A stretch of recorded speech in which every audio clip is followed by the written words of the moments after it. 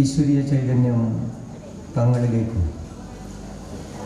തങ്ങളിൽ നിന്ന് ആ ചൈതന്യം ബിംബത്തിലേക്കും ഭക്തരിലേക്കും സന്നിവേശിപ്പിക്കാൻ ആത്മബലം നേടിയ താന്ത്രിക ആചാര്യന്മാർ ഇടനീർ എന്ന ഗ്രാമത്തിന് വിശ്വഘാതി നേടിക്കൊടുത്ത ഇടനീർ മഠം സംപൂജ്യ സ്വാമിജികൾ, വേദിയിലും സദസ്സിലുമുള്ള ഗുരുതുല്യരായ, പിതൃതുല്യരായ, മാതൃതുല്യരായ, സഹോദരി സഹോദര തുല്യരായ മഹത് വ്യക്തിത്വങ്ങളെ, സനാതന ധർമ്മവിശ്വാസികളെ, ഏവർക്കും എൻ്റെ സാദര നമസ്കാരം. കേരളം ഒരു പ്രാർത്ഥനാലയമാണ്. ഭഗവാൻ മഹാവിഷ്ണുവിൻ്റെ അവതാരമായി ഭൂലോകത്തെ 21 പ്രാവശ്യം വലം വെച്ച് ദുഷ്ടന്മാരായ ക്ഷത്രിയ നിഗ്രഹം നടത്തിയ പരശുരാമൻ തൻ്റെ പിതാവിൻ്റെ നിർദ്ദേശമനുസരിച്ച് മാതാവ് രേണുകാദേവിയെ കഴുത്തറുത്തു വധിച്ചു. മറ്റു 3 മക്കളും അച്ഛൻ പറഞ്ഞ കാര്യം, ജമദഗ്നി മഹർഷി പറഞ്ഞ കാര്യം അനുസരിക്കാൻ തയ്യാറാകാതിരുന്ന സമയത്ത് പിതാവ് പറഞ്ഞതനുസരിക്കുക പുത്രധർമ്മമാണ് എന്നുള്ള ആപ്തവാക്യത്തെ സ്വീകരിച്ചുകൊണ്ട് പിതാവിൻ്റെ വാക്കുകളെ നിമിഷ നേരം കൊണ്ട് അദ്ദേഹം നിറവേറ്റി. പക്ഷേ ധർമ്മമനുസരിച്ച് മാതൃഹത്യ പാപമാണ്. ആ മാതൃഹത്യ പരിഹാരത്തിനായി പിതാവിൻ്റെ നിർദ്ദേശമനുസരിച്ച് അദ്ദേഹം തപോഭൂമിയായ ദക്ഷിണ ഭാരതത്തിലേക്ക് വന്നു. അപ്പോഴാണ് അദ്ദേഹത്തെ കാണാൻ ചില താപസ ശ്രേഷ്ഠന്മാർ ചെല്ലുന്നത്. ആ താപസ ശ്രേഷ്ഠന്മാർ അദ്ദേഹത്തോട് പറഞ്ഞു, മഹാബലിയുടെ ഭരണശേഷം ഞങ്ങളുടെ തപോഭൂമിയായ കേരളത്തെ വരുണൻ കവർന്നിരിക്കുന്നു. ആ വരുണനിൽ നിന്ന് ആ ദേശത്തെ തപോഭൂമിയെ ഞങ്ങൾക്കങ്ങ് വീണ്ടെടുത്ത് തരണം. ദുഷ്ടന്മാരായ ക്ഷത്രിയന്മാരെ നിഗ്രഹിച്ച ഭഗവാനെ സംബന്ധിച്ചിടത്തോളം അത് വളരെ നിസ്സാരമായ കാര്യമാണ്. അദ്ദേഹം വരുണനോട് ആവശ്യപ്പെട്ടു. പക്ഷേ വരുണൻ നൽകാൻ തയ്യാറായി. അങ്ങനെ ഭഗവാൻ പരമശിവനാൽ സമ്മാനിതമാക്കപ്പെട്ട പരശു എടുത്ത് ഗോകർണത്ത് ചെന്ന് ചുഴറ്റിയെറിഞ്ഞ് കന്യാകുമാരി വരെയുള്ള പ്രദേശം അദ്ദേഹം വീണ്ടെടുത്തു, താപസന്മാർക്ക് നൽകി. പക്ഷേ അദ്ദേഹത്തിന് മനസ്സിലൊരു സംശയം ഉദിച്ചു. ഈ തപോഭൂമിയെ പവിത്രമായ മണ്ണിന് ഞാൻ പോയാൽ വീണ്ടും ഇത്തരത്തിലുള്ള ശക്തികൾ കൈയടക്കാൻ സാധ്യതയുണ്ട്. അതൊഴിവാക്കുന്നതിന് വേണ്ടി കേരളത്തിൻ്റെ സംരക്ഷണത്തിന് കടലോരത്ത് 108 ദേവീക്ഷേത്രങ്ങളും ഇടനാട്ടിൽ 108 ശിവക്ഷേത്രങ്ങളും മലനാട്ടിൽ ശബരിമലയടക്കം 18 ശാസ്താക്ഷേത്രങ്ങളും അദ്ദേഹം പ്രതിഷ്ഠിച്ചു എന്നാണ് വിശ്വസിക്കുന്നത്. അങ്ങനെ ആ പ്രതിഷ്ഠ നടത്തിയതിന് ശേഷം കേരളത്തെ 64 ഗ്രാമങ്ങളാക്കി അദ്ദേഹം പെരിഞ്ചല്ലൂർ ബ്രാഹ്മണന്മാർക്ക് ദാനം ചെയ്തു. പെരിഞ്ചല്ലൂർ ബ്രാഹ്മണന്മാർ ഭരണനിർവഹണത്തിൻ്റെ സൗകര്യാർത്ഥം ഈഴം ദേശത്ത് നിന്ന് മാടപ്പെരുമാളിനെയും ഈഴപ്പെരുമാളിനെയും കൊണ്ടുവന്നു. കടലിൽ നിന്ന് ഉയർന്നു നിൽക്കുന്ന പ്രദേശമായതിനാൽ മാടം ദേശത്ത് നിന്ന് വന്ന മൂത്തയാളെ മാടപ്പെരുമാളെന്നും ഈഴം ദേശത്ത് നിന്ന് വന്നതിനാൽ ഈഴപ്പെരുമാളെന്നും വിശേഷിപ്പിച്ചു. ദ്വീപ സമൂഹത്തിൽ നിന്ന് വന്നതിനാൽ ദ്വീപറെന്നും പിന്നീട് തീവരെന്നും ഈഴം ദേശക്കാരായതിനാൽ ഈഴവരെന്നും അവർ പിന്നീട് അറിയപ്പെടാൻ തുടങ്ങി. കഴകങ്ങൾ സ്ഥാപിച്ച് തെങ്ങിനെ ഉപജീവന മാർഗമാക്കി അവർ കേരളം വാഴും. തുടർന്ന് വർണ്ണങ്ങൾ കെട്ടിയാടുന്നവർ വർണ്ണന്മാർ എന്ന പേരിൽ വണ്ണാന്മാരും, തുടർന്ന് അങ്ങോട്ട് മലയ സമുദായം പോലെയുള്ള സമുദായങ്ങളും തെയ്യക്കോലങ്ങൾ കെട്ടിയാടാൻ തുടങ്ങി. 500ഓളം തെയ്യക്കോലങ്ങളെ പരശുരാമൻ സൃഷ്ടിച്ചു എന്നാണ് പറയുന്നത്. അതിൽ 120ഓളം തെയ്യക്കോലങ്ങളാണ് അതിപ്രശസ്തങ്ങളായിട്ടുള്ളത്. നമ്മുടെ രാഷ്ട്രപിതാവ് മഹാത്മജിയുടെ പ്രിയപ്പെട്ട ശിഷ്യനായിരുന്നു ശ്രീ കാക്ക കലേത്കർ. അദ്ദേഹം പറഞ്ഞു, ലോകത്തിലെ 36ഓളം രാഷ്ട്രങ്ങൾ ഞാൻ സന്ദർശിച്ചിട്ടുണ്ട്. ആ 36ഓളം രാഷ്ട്രങ്ങളിലെ സംസ്കാരങ്ങളുടെ ഉത്സവങ്ങളെയും ഞാൻ ദർശിച്ചിട്ടുണ്ട്. പക്ഷേ ഏറ്റവും കൂടുതൽ ആചാരങ്ങളും അനുഷ്ഠാനങ്ങളും ഉള്ളത് ഭാരതീയ സനാതന ധർമ്മ സംസ്കാരത്തിനാണ്.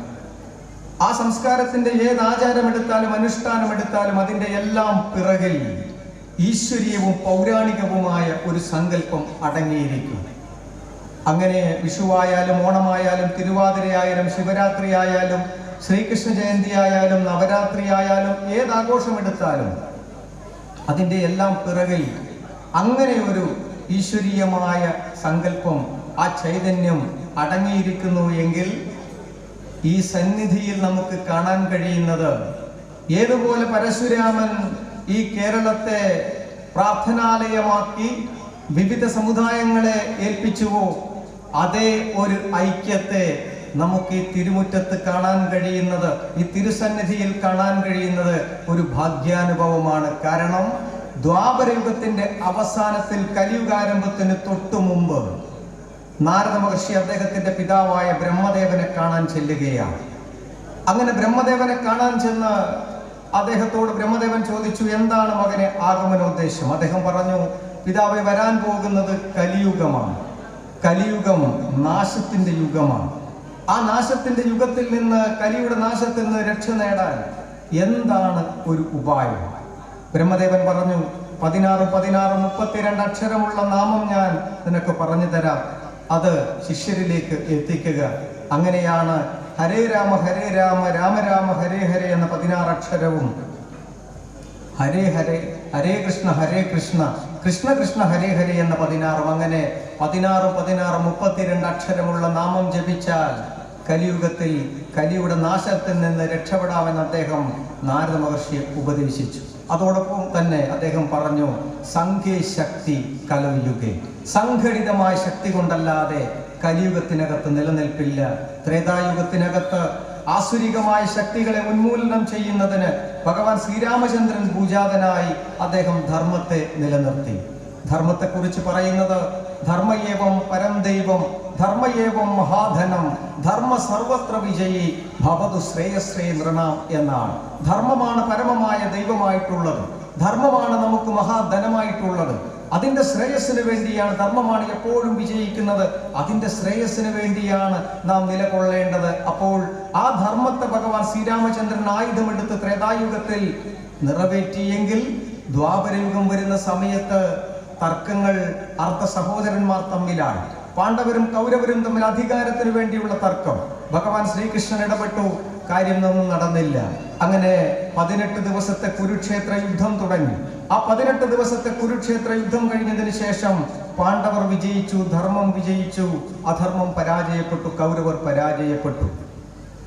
ഇന്ന് നാം ജീവിക്കുന്ന യുഗം കലിയുഗം. തർക്കങ്ങൾ കൂടുതലാണ്. സഹോദരങ്ങൾ തമ്മിൽ അവകാശത്തിന് വേണ്ടിയുള്ള തർക്കം. അങ്ങനെ നടക്കുന്ന സന്ദർഭത്തിൽ പരസ്പരം ഏറ്റുമുട്ടി ഒരാൾ മരിച്ചയാൾ ധർമ്മിഷ്ഠനും മരിച്ചയാൾ അധർമ്മിയും ജയിച്ചയാൾ ധർമ്മിഷ്ഠനുമാണ് എന്ന് പറഞ്ഞാൽ നീതിന്യായ വ്യവസ്ഥിതി നിലനിൽക്കുന്ന ഈ കാലഘട്ടത്തിനകത്ത് ആരും അതിനെ സ്വീകരിക്കില്ല, പുതിയ തലമുറ അംഗീകരിക്കില്ല. അവിടെയാണ് നമുക്ക് മാറ്റം വരേണ്ടത്, മനസ്സിനകത്താണ്. ആ മനസ്സിനകത്ത് പരിവർത്തനമുണ്ടായാൽ മാത്രമേ ഇന്നത്തെ കാലഘട്ടത്തിൽ നിലനിൽപ്പുള്ളൂ. അതിന് സംഘടിതമായ ശക്തി ആവശ്യമാണ്. അത് രാഷ്ട്രീയ ശക്തിയായാലും മതശക്തിയായാലും സാമുദായിക ശക്തിയായാലും സാംസ്കാരികമായ കൂട്ടായ്മകളായാലും ആ സംഘടിതമായ ശക്തി കൊണ്ടല്ലാതെ നിലനിൽപ്പില്ല എന്ന ആപ്തവാക്യത്തെ സ്വീകരിച്ചുകൊണ്ട് അതിന് മകുടോദാഹരണമായിക്കൊണ്ട് ഈ തിരുസന്നിധിയിൽ എല്ലാവരും ഇരിക്കുമ്പോൾ അതിനപ്പുറം മറ്റൊരു ഉദാഹരണത്തെ കാണിച്ചു തരാനില്ല. അതിശക്തിശാലിയായ രാക്ഷസ രാജാവായിരുന്നു രുരു. ഒരിക്കൽ പോലും മനുഷ്യനാലോ മൃഗങ്ങളാലോ ആയുധങ്ങളാലോ മരണമുണ്ടാകരുത് എന്ന വരം നേടിയ അദ്ദേഹത്തെ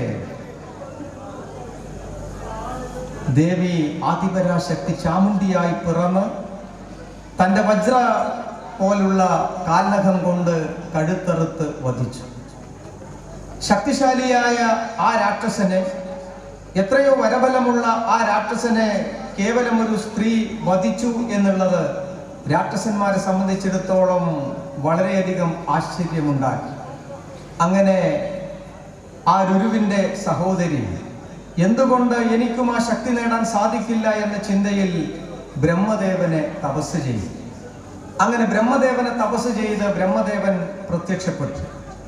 ആ ബ്രഹ്മദേവനോട് എൻ്റെ ആ ഒരു മകന് ഒരു കാരണവശാലും അമ്മയുടെ വയറ്റിൽ പിറന്ന ഒരാളാലും മരണമുണ്ടാകരുത്. അമ്മയുടെ വയറ്റിൽ പിറക്കാത്ത ഒരു ബാലികയിൽ നിന്ന് മാത്രമേ എൻ്റെ മകന് മരണമുണ്ടാകാൻ പാടുള്ളൂ എന്നുള്ള ആ വരം രുരുവിൻ്റെ സഹോദരിയായ ദാരുപതി നേടി. അങ്ങനെ ദാരുപതി പ്രസവിച്ചു. ആ മകനാണ് ദാരികൻ. ജനിക്കുമ്പോഴേ വരബലവുമായി വന്ന ആ ദാരികൻ 14 ലോകങ്ങളെയും കീഴടക്കി അദ്ദേഹം യമരാജാവ് കാലനുമായി ഏറ്റുമുട്ടാൻ യാത്രയായി. കാലനാണ് മരണത്തിന് കാരണഭൂതനായിട്ടുള്ളത്. കാലനെ ഇല്ലായ്മ ചെയ്തു കഴിഞ്ഞാൽ പിന്നെ മരണത്തെ ഭയക്കേണ്ടതില്ല എന്ന ചിന്താഗതിയായിരുന്നു അദ്ദേഹത്തിന്. അങ്ങനെ കാലനുമായി ഏറ്റുമുട്ടിയ ആ സന്ദർഭത്തിൽ കാലനോട് ദേവഗണങ്ങൾ പറഞ്ഞു, ദാരികനെ ഒരു കാരണവശാലും പരാജയപ്പെടുത്താൻ കഴിയില്ല. അതുകൊണ്ട് ദാരികനുമായി ഒരു സന്ധി ചെയ്യണം. എങ്ങനെ? ദാരികന് അങ്ങയുടെ മകളെ വിവാഹം ചെയ്തു കൊടുക്കണം. കാലന്റെ മകളെ വിവാഹം കഴിച്ചു കഴിഞ്ഞാൽ ഒരു കാരണവശാലും മകളുടെ ഭർത്താവിനെ കൊല്ലാൻ കാലൻ തയ്യാറാകില്ല. അതുകൊണ്ട് മരണമില്ലാത്തൊരു അവസ്ഥ ഉണ്ടാകുമെന്ന് ദാരികൻ ചിന്തിക്കും. അപ്പോൾ അതുകൊണ്ട് അങ്ങ് ദാരികനുമായി സന്ധി ചെയ്യണം. അങ്ങനെ യുദ്ധത്തിൽ നിന്ന് കാലൻ പിന്മാറി മകളെ ദാരികന് വിവാഹം ചെയ്തു കൊടുത്തു. ഭഗവത് ഭക്തയായ ആ കാലന്റെ മകൾക്ക് ദേവഗണങ്ങൾ ശ്രീചക്രം എന്ന് പറയുന്ന ഒരു ആയുധം സമ്മാനിച്ചു. ആ ആയുധം നിലവറയ്ക്കകത്തുള്ളിടത്തോളം കാലം പതിവ്രതയായ ആ കാലപത്നിയുടെ ഭർത്താവിന് യാതൊരു ആപത്തും സംഭവിക്കില്ല. അല്പകാലം കഴിഞ്ഞു. ദാരികനെ കൊണ്ട് പൊറുതുമുട്ടിയ സാഹചര്യത്തിൽ എല്ലാവരും ഭഗവാൻ കൈലാസനാഥന്റെ സന്നിധിയിലെത്തി. അങ്ങനെ അദ്ദേഹത്തിന്റെ ആ ശരീരത്തിൽ നിന്ന് കാളമേഘ നിറത്തിൽ ഒരു ജീവി പുറത്തേക്ക് വന്നു. അത് കടും നിറത്തിൽ വളർന്നു വന്ന സന്ദർഭത്തിൽ ഭഗവാൻ അതിന് പേര് നൽകി ഭദ്രകാളി. അങ്ങനെ ഭദ്രകാളി പൂജാതയായി. ഭദ്രകാളി പൂജാതയായ സന്ദർഭത്തിൽ ഈ കാഴ്ച കണ്ടു നിന്ന ഭഗവാൻ മഹാവിഷ്ണുവിന്റെ കണ്ണിൽ നിന്ന് 6 തുള്ളി കണ്ണുനീർ നിലത്തേക്ക് വീണു. 6 പേരും ഭഗവതിമാരായി മാറി. ദാരിക നിഗ്രഹത്തിന് പക്ഷെ ഭദ്രകാളിയെ ഒറ്റക്കയച്ചാൽ മതിയാകില്ല എന്ന് തീരുമാനിച്ച ഭഗവാൻ കൈലാസനാഥൻ പരമശിവൻ അദ്ദേഹത്തിന്റെ കണ്ഠത്തിൽ നിന്ന് ഒരു അവതാരം പുറത്തേക്ക് വന്നു. അങ്ങനെ കണ്ഠത്തിൽ നിന്ന് വന്ന അവതാരം ചെവിയിലൂടെ കർണത്തിലൂടെ പുറത്തു വന്നതുകൊണ്ട് അതിന് കണ്ഠാകർണൻ എന്ന് അദ്ദേഹം നാമകരണം ചെയ്തു. അതോടൊപ്പം തന്നെ 1000 ഭാരം തൂക്കമുള്ള ദണ്ഡയുമായി പിറന്ന ദണ്ഡാധരൻ എന്ന മറ്റൊരു പുത്രനുമുണ്ടായി. അങ്ങനെ ദണ്ഡാധരനും കണ്ഠാകർണനും സഹോദരന്മാരായി ഇരുവശത്തും നിന്നു. പക്ഷേ എല്ലാത്തിനും ഒരു കാര്യസ്ഥൻ ആവശ്യമാണ്. അങ്ങനെ ഗുളികനെ കാര്യസ്ഥനാക്കി. പോകാൻ ഒരു വാഹനം വേണം. വേതാളത്തെ വാഹനമാക്കി. ശിവന്റെ ഭൂതഗണങ്ങൾ പടയാളികളായി. അങ്ങനെ ദണ്ഡാധരനും കണ്ഠാകർണനും സഹോദരന്മാരായി 6 ഭഗവതിമാരോടും കൂടി വേതാളത്തെ വാഹനമാക്കി ഗുളികനെ കാര്യസ്ഥനാക്കി ഭദ്രകാളി ഭൂമിയിലേക്ക് യാത്ര തിരിച്ചു. പക്ഷെ എത്ര ശ്രമിച്ചിട്ടും ദാരികന്റെ പടയെ പരാജയപ്പെടുത്താൻ കഴിയുന്നില്ല. അപ്പോഴാണ് ഭദ്രകാളിക്ക് ആ ആയുധത്തെക്കുറിച്ച് ഓർമ്മ വന്നത്. അങ്ങനെ പിറ്റേ ദിവസം രാവിലെ ഒരു തപോവൃദ്ധയുടെ വേഷത്തിൽ ജപമാലയും ഭസ്മസഞ്ചിയും ഒക്കെയായി ദാരികന്റെ കൊട്ടാരത്തിലേക്ക് ഭദ്രകാളി യാത്രയായി. ഭദ്രകാളി കൊട്ടാരത്തിനകത്തേക്ക് എത്തുന്ന ആ സന്ദർഭത്തിൽ ദാരികൻ പുറത്തേക്ക് ഇറങ്ങി വരികയാണ്. തപോധനയായ ആ അമ്മയെ കണ്ട് ദാരികൻ ചോദിച്ചു, അമ്മ ആരാണ്? അമ്മ എവിടെ നിന്നാണ് വരുന്നത്? ഭദ്രകാളി പറഞ്ഞു, ഞാൻ കഴിഞ്ഞ 7 ദിവസമായി അതികഠിനമായ ഒരു വ്രതത്തിലാണ്. ആ വ്രതമെടുക്കുന്ന സമയത്ത് ഞാനൊരു തീരുമാനമെടുത്തിരുന്നു. ഈ പ്രപഞ്ചത്തിലെ ഏറ്റവും ശക്തിശാലിയായ, ഈ പ്രപഞ്ചത്തിലെ അത്തരത്തിലുള്ള വ്യക്തിയുടെ പതിവ്രതയായ പത്നിയിൽ നിന്ന് മാത്രമേ ഞാൻ അന്നം സ്വീകരിക്കുകയുള്ളൂ എന്നുള്ളത്. അങ്ങനെ അന്നം സ്വീകരിച്ച് മാത്രമേ ഞാനിത് അവസാനിപ്പിക്കുകയുള്ളൂ എന്ന് തീരുമാനിച്ചിരുന്നു. ഞാൻ അന്വേഷിച്ച സമയത്ത് ഈ പ്രപഞ്ചത്തിലെ ഏറ്റവും ശക്തിശാലി ദാരികനാണ് എന്നും ഏറ്റവും പതിവ്രതയായ സ്ത്രീ ദാരികന്റെ പത്നിയാണ് എന്നും എനിക്ക് മനസ്സിലായി. അതുകൊണ്ട് അങ്ങയുടെ പത്നിയിൽ നിന്ന് അന്നം സ്വീകരിച്ച് ഈ തപസ്, ഈ വ്രതം അവസാനിപ്പിക്കണമെന്നാണ് ഞാൻ ആഗ്രഹിക്കുന്നത്. അങ്ങനെയാണ് ഇങ്ങോട്ട് വന്നത്. ദാരികൻ പറഞ്ഞു, വളരെ നല്ല കാര്യം, ഞാൻ ഉടൻ തന്നെ അതിനുള്ള ഏർപ്പാട് ചെയ്യാം. അപ്പോൾ അപകടം മണത്ത ഭദ്രകാളി പറഞ്ഞു, അങ്ങനെ തിരിച്ച് കൊട്ടാരത്തിലേക്ക് കയറുന്നത് ശുഭകരമല്ല. അതുകൊണ്ട് അങ്ങ് ഇവിടെ നിൽക്കുക.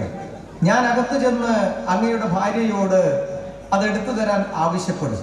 പതിവ്രതയായ ഭാര്യ അങ്ങയോട് ചോദിക്കുന്ന സന്ദർഭത്തിൽ നീ അത് എടുത്തു കൊടുത്തുകൊള്ളൂ, നിനക്ക് നല്ലതേ വരൂ എന്ന് പറഞ്ഞാൽ മതി, ഞാനത് വാങ്ങിക്കോളാം. അങ്ങനെ ദാരികൻ പുറത്തു നിന്നു. ഭദ്രകാളി അകത്ത് കയറി ഭദ്രകാളി ദാരിക പത്നിയോട് പറഞ്ഞു, നിന്റെ ഭർത്താവ് വലിയ ഒരു ദേവന്മാരുമായുള്ള യുദ്ധത്തിന് പുറപ്പെടുകയാണ്. ആ യുദ്ധത്തിൽ ദേവന്മാർ വിജയിക്കുമെന്നുള്ള ഘട്ടം വരുന്ന സന്ദർഭത്തിൽ ഉപയോഗിക്കാൻ ശ്രീചക്രം എന്ന് പറയുന്ന ആയുധം വേണം. അപ്പോൾ നിലവറക്കകത്തുള്ള ആ ആയുധം ആരുടെയെങ്കിലും കയ്യിൽ കൊടുത്താൽ ഒരുപക്ഷെ അത് ദാരികന് നേരെ അവർ പ്രയോഗിച്ചാലോ. അതുകൊണ്ട് ആയുധങ്ങളൊന്നും ആവശ്യമില്ലാത്ത സർവസംഘ പരിത്യാഗിയായ എന്നെയാണ് അതിന് ചുമതലപ്പെടുത്തിയിരിക്കുന്നത്. സംശയമുണ്ടെങ്കിൽ ചോദിച്ചുകൊള്ളു. ദാരിക പത്നി ഭർത്താവിനോട് ചോദിച്ചു, ഈ അമ്മ പറയുന്നത് ഞാൻ കൊടുത്തോട്ടെ എന്ന്. അന്നത്തിന്റെ കാര്യമാണ് എന്നുള്ളത് വിശ്വസിച്ച് ദാരിക പത്നി ഉടൻ തന്നെ ശ്രീചക്രം എന്ന് പറയുന്ന ആയുധം ഭദ്രകാളിക്ക് നൽകി. ആയുധം കയ്യിൽ കിട്ടിയ ഉടൻ തന്നെ ഭദ്രകാളി യുദ്ധം ആരംഭിച്ചു. അങ്ങനെ ആ യുദ്ധത്തിൽ ദാരികന്റെ പട പരാജയപ്പെടാൻ തുടങ്ങിയ സന്ദർഭത്തിൽ ദാരിക പത്നിക്ക് സംശയമായി. കാരണം ഞാൻ ചതിക്കപ്പെട്ടിരിക്കുന്നു എന്നവർക്ക് മനസ്സിലായി. അങ്ങനെ ഭഗവത് ഭക്തയായ പാർവതി ഭക്തയായ ആ ദാരിക പത്നി കൈലാസത്തിലേക്ക് സങ്കടം പറയാൻ യാത്രയായി. അങ്ങനെ കൈലാസത്തിലേക്ക് യാത്രയാകുന്ന സന്ദർഭത്തിൽ ദേവി പാർവതിയുടെ മുന്നിൽ വെച്ച് സങ്കടം പറഞ്ഞാൽ അത് ദേവന് സഹിക്കാൻ പറ്റില്ല. അപ്പോൾ അത് അപകടമുണ്ടാക്കുമെന്ന് മനസ്സിലാക്കിയ ഭഗവാൻ മഹാവിഷ്ണു തന്ത്രപൂർവം ഭഗവാൻ പരമശിവനെ കൈലാസത്തിൽ നിന്ന് മാറ്റി. അവിടെ ദാരിക പത്നി എത്തിയ സന്ദർഭത്തിൽ ഭഗവാനില്ല, പാർവതി ദേവി മാത്രമേ ഉള്ളൂ. രക്ഷിക്കാൻ വേറെ ഉപായങ്ങളൊന്നുമില്ല. അങ്ങനെ പാർവതി ദേവി തന്റെ ശരീരത്തിലെ അല്പം വിയർപ്പ് തുള്ളികൾ തുടച്ചെടുത്ത് ആ ദാരിക പത്നിയുടെ കയ്യിലേക്ക് കൊടുത്തു പറഞ്ഞു, ഇത് നിന്റെ ഭർത്താവിന്റെ ശത്രുവിന്റെ മേലെ പ്രയോഗിക്കുക.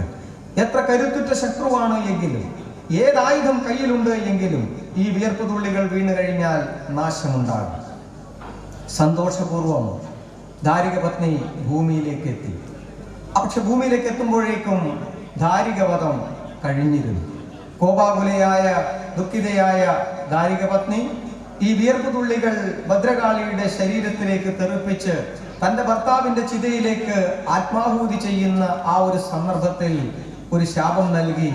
ഏത് കാലഘട്ടത്തിലാണോ എനിക്കിത് അനുഭവിക്കേണ്ടി വന്നത്, ഏത് സാഹചര്യത്തിലാണോ എനിക്കിത് അനുഭവിക്കേണ്ടി വന്നത്, അങ്ങനെ ആ ഒരു അനുഭവം അടുത്ത ജന്മത്തിൽ നിനക്കുമുണ്ടാകട്ടെ എന്ന് ശപിക്കുകയാണ്. അവതാര ലക്ഷ്യം പൂർത്തിയാക്കിയ ഭദ്രകാളി പുറപ്പെട്ടു പോകുന്ന സന്ദർഭത്തിൽ 6 ഭഗവതിമാരും ഗുളികനും പറഞ്ഞു, ഞങ്ങൾക്ക് ഇവിടെ സ്ഥാനം നൽകണം. ഈ നാടിന്റെ, ഈ പ്രപഞ്ചത്തിന്റെ സംരക്ഷണത്തിനായി, ഭൂമിയുടെ സംരക്ഷണത്തിനായി എല്ലാ ഇടങ്ങളിലും സ്ഥാനം കൊണ്ട് അനുഗ്രഹം ചൊരിയാനുള്ള അവകാശം ഞങ്ങൾക്ക് തരണമെന്ന് പറഞ്ഞ സന്ദർഭത്തിലാണ് ആ ഭഗവതിമാർക്കും ഗുളികനും ഭൂമിയിൽ ആദ്യമായി സ്ഥാനം ലഭിക്കുന്നത്. അപ്പോൾ ആ ദാരിക നിഗ്രഹം കഴിഞ്ഞതിന് ശേഷം ആ കാളിക്ക് ആ ഒരു അനുഗ്രഹം അവർക്ക് നൽകിയ ശേഷം തിരിച്ചു പോവുകയാണ്. പക്ഷേ ധർമ്മപത്നിയായ പതിവ്രതയായ ദാരിക പത്നിയുടെ ശാപം അനുഭവിക്കാതെ നിവർത്തിയില്ല. അങ്ങനെയാണ് ചിലപ്പതികാരം എന്ന് പറയുന്ന തമിഴ്നാട്ടിലെ ഏറ്റവും പ്രശസ്തമായ കൃതിയിലുള്ള കണ്ണകിയുടെ കഥ വരുന്നത്. ആ കണ്ണകിയുടെ ഭർത്താവ് ഇതുപോലെ വധിക്കപ്പെട്ടു. ഭദ്രകാളിയുടെ ആ പുതിയ ജന്മമായിരുന്നു കണ്ണകി എന്ന് പറയുന്നു. ആ കണ്ണകിയുടെ ഭർത്താവ് കോവിലൻ വധിക്കപ്പെട്ടു.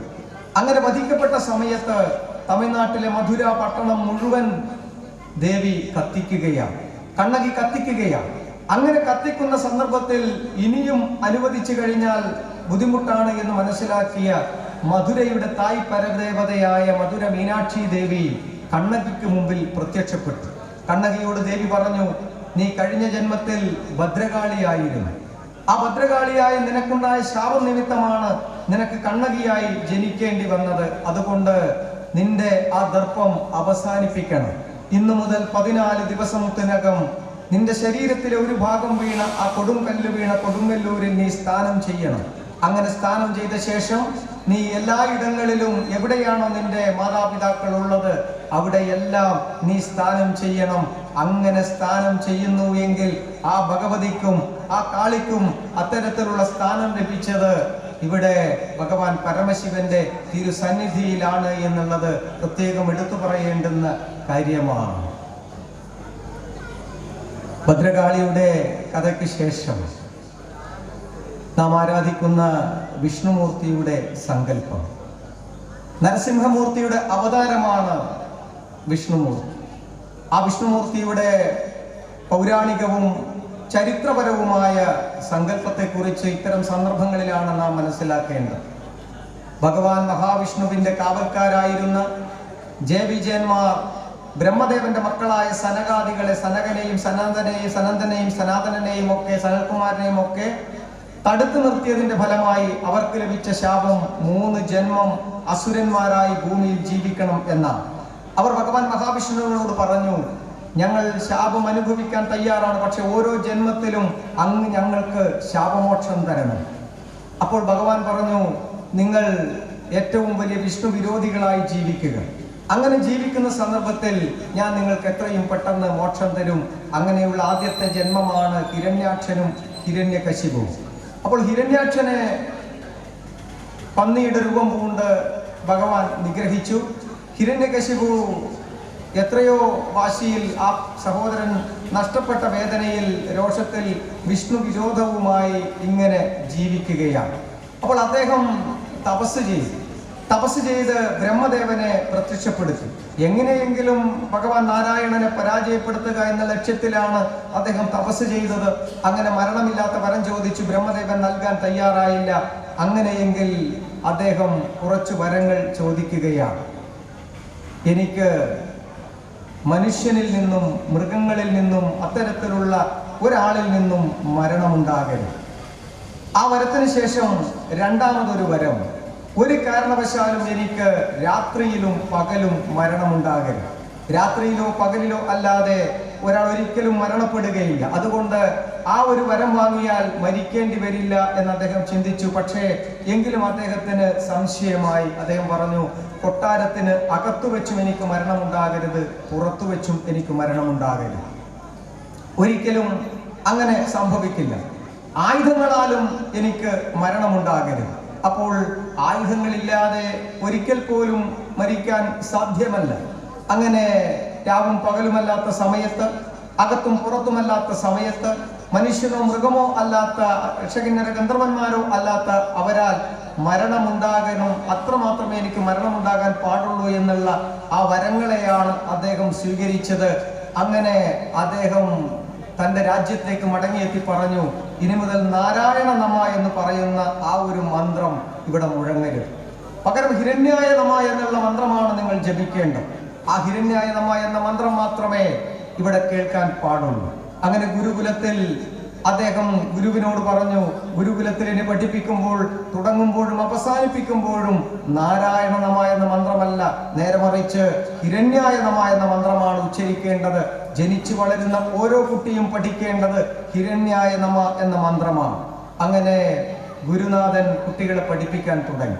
പക്ഷേ ഒരു കുട്ടിയുടെ നാവിൽ നിന്ന് മാത്രം നാരായണ മന്ത്രം വരികയാണ്. അപ്പോൾ ഏത് കുട്ടിയാണ് ഇത്രയും ധൈര്യത്തിൽ നാരായണ മന്ത്രം ജപിക്കുന്നത് എന്നുള്ളത് രാക്ഷസ ഗുരു നോക്കുമ്പോൾ കാണാൻ കഴിഞ്ഞത് രാജാവിന്റെ മകനായ പ്രഹ്ലാദനെയാണ്. ആരാണോ ഉത്തരവിട്ടത് ആ രാജാവിന്റെ മകൻ തന്നെ നാരായണ മന്ത്രം ജപിച്ചു കഴിഞ്ഞാൽ മറ്റു കുട്ടികൾ എന്തായിരിക്കും പറയുക, അവരെന്തായിരിക്കും കരുതുക? അവരും അതനുസരിക്കാൻ തയ്യാറാകില്ല.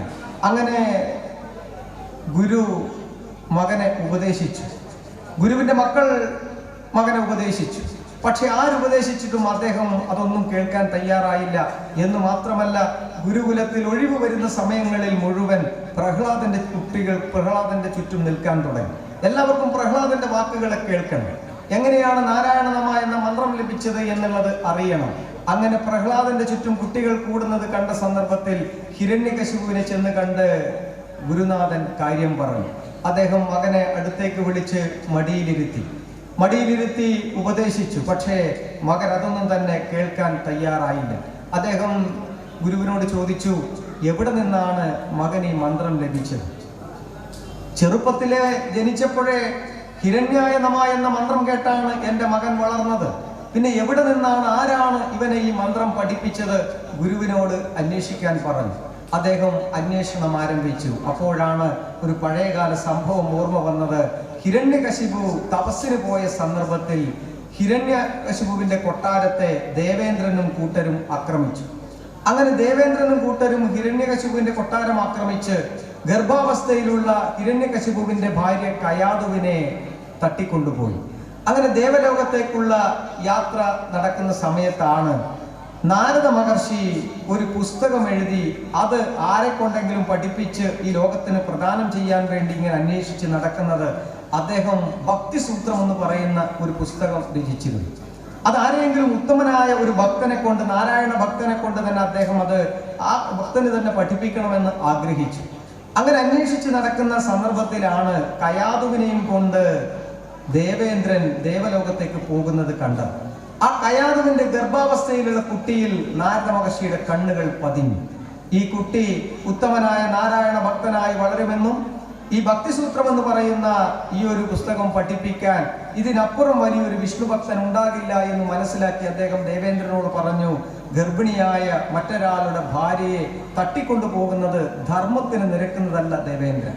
ധർമ്മത്തെ പരിപാലിക്കാൻ ബാധ്യതയുള്ള അങ്ങ് കയാതുവിനെ കൊണ്ടുപോകുന്നത് ശരിയല്ല, അതുകൊണ്ട് ഇവിടെ ഉപേക്ഷിക്കണം. അങ്ങനെ ദേവേന്ദ്രൻ ഉപേക്ഷിച്ച ആ ഒരു സന്ദർഭത്തിൽ കയാതുവിനെയും കൊണ്ട് നാരദ മഹർഷി ഒരു ആശ്രമത്തിലേക്ക് പോയി. അവിടെ വെച്ച് ഗർഭാവസ്ഥയിലുള്ള ആ ശിശുവ് കേൾക്കെ അദ്ദേഹം ഭക്തിസൂത്രം ആലപിക്കാൻ തുടങ്ങി.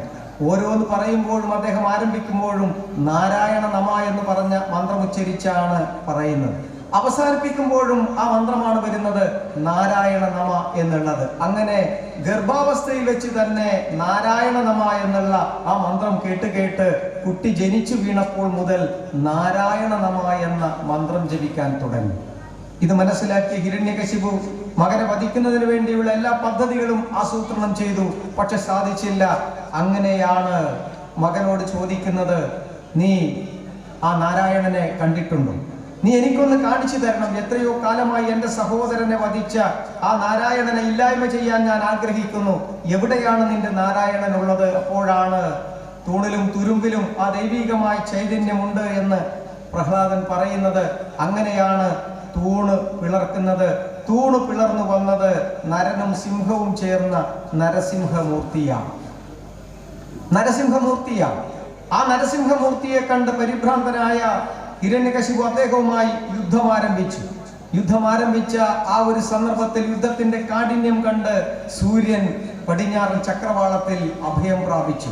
സന്ധ്യയുമല്ല പകലുമല്ല, രാത്രിയുമല്ല പകലുമല്ല, സന്ധ്യാനേരം രണ്ടാമത്തെ അദ്ദേഹത്തിന് കിട്ടിയ വരവും പോയി. ഹിരണ്യകശിപുവിനെ നരസിംഹ അവതാരം എടുത്ത് ഉയർത്തി. ആകാശത്തുമല്ല ഭൂമിയിലുമല്ല, നേരെ കൊട്ടാരത്തിന്റെ പടിവാതിൽക്കലിരുന്നു. അകത്തുമല്ല പുറത്തുമല്ല. പിന്നീട് വജ്രവാള് കണക്കെയുള്ള തന്റെ നഖം ഉപയോഗിച്ച് ആ നരസിംഹ അവതാരം ആ മാറ് പിളർന്നുകൊണ്ട് ഹിരണ്യകശിപുവിനെ വധിച്ച് പ്രഹ്ലാദനെ രക്ഷിക്കുകയാണ്.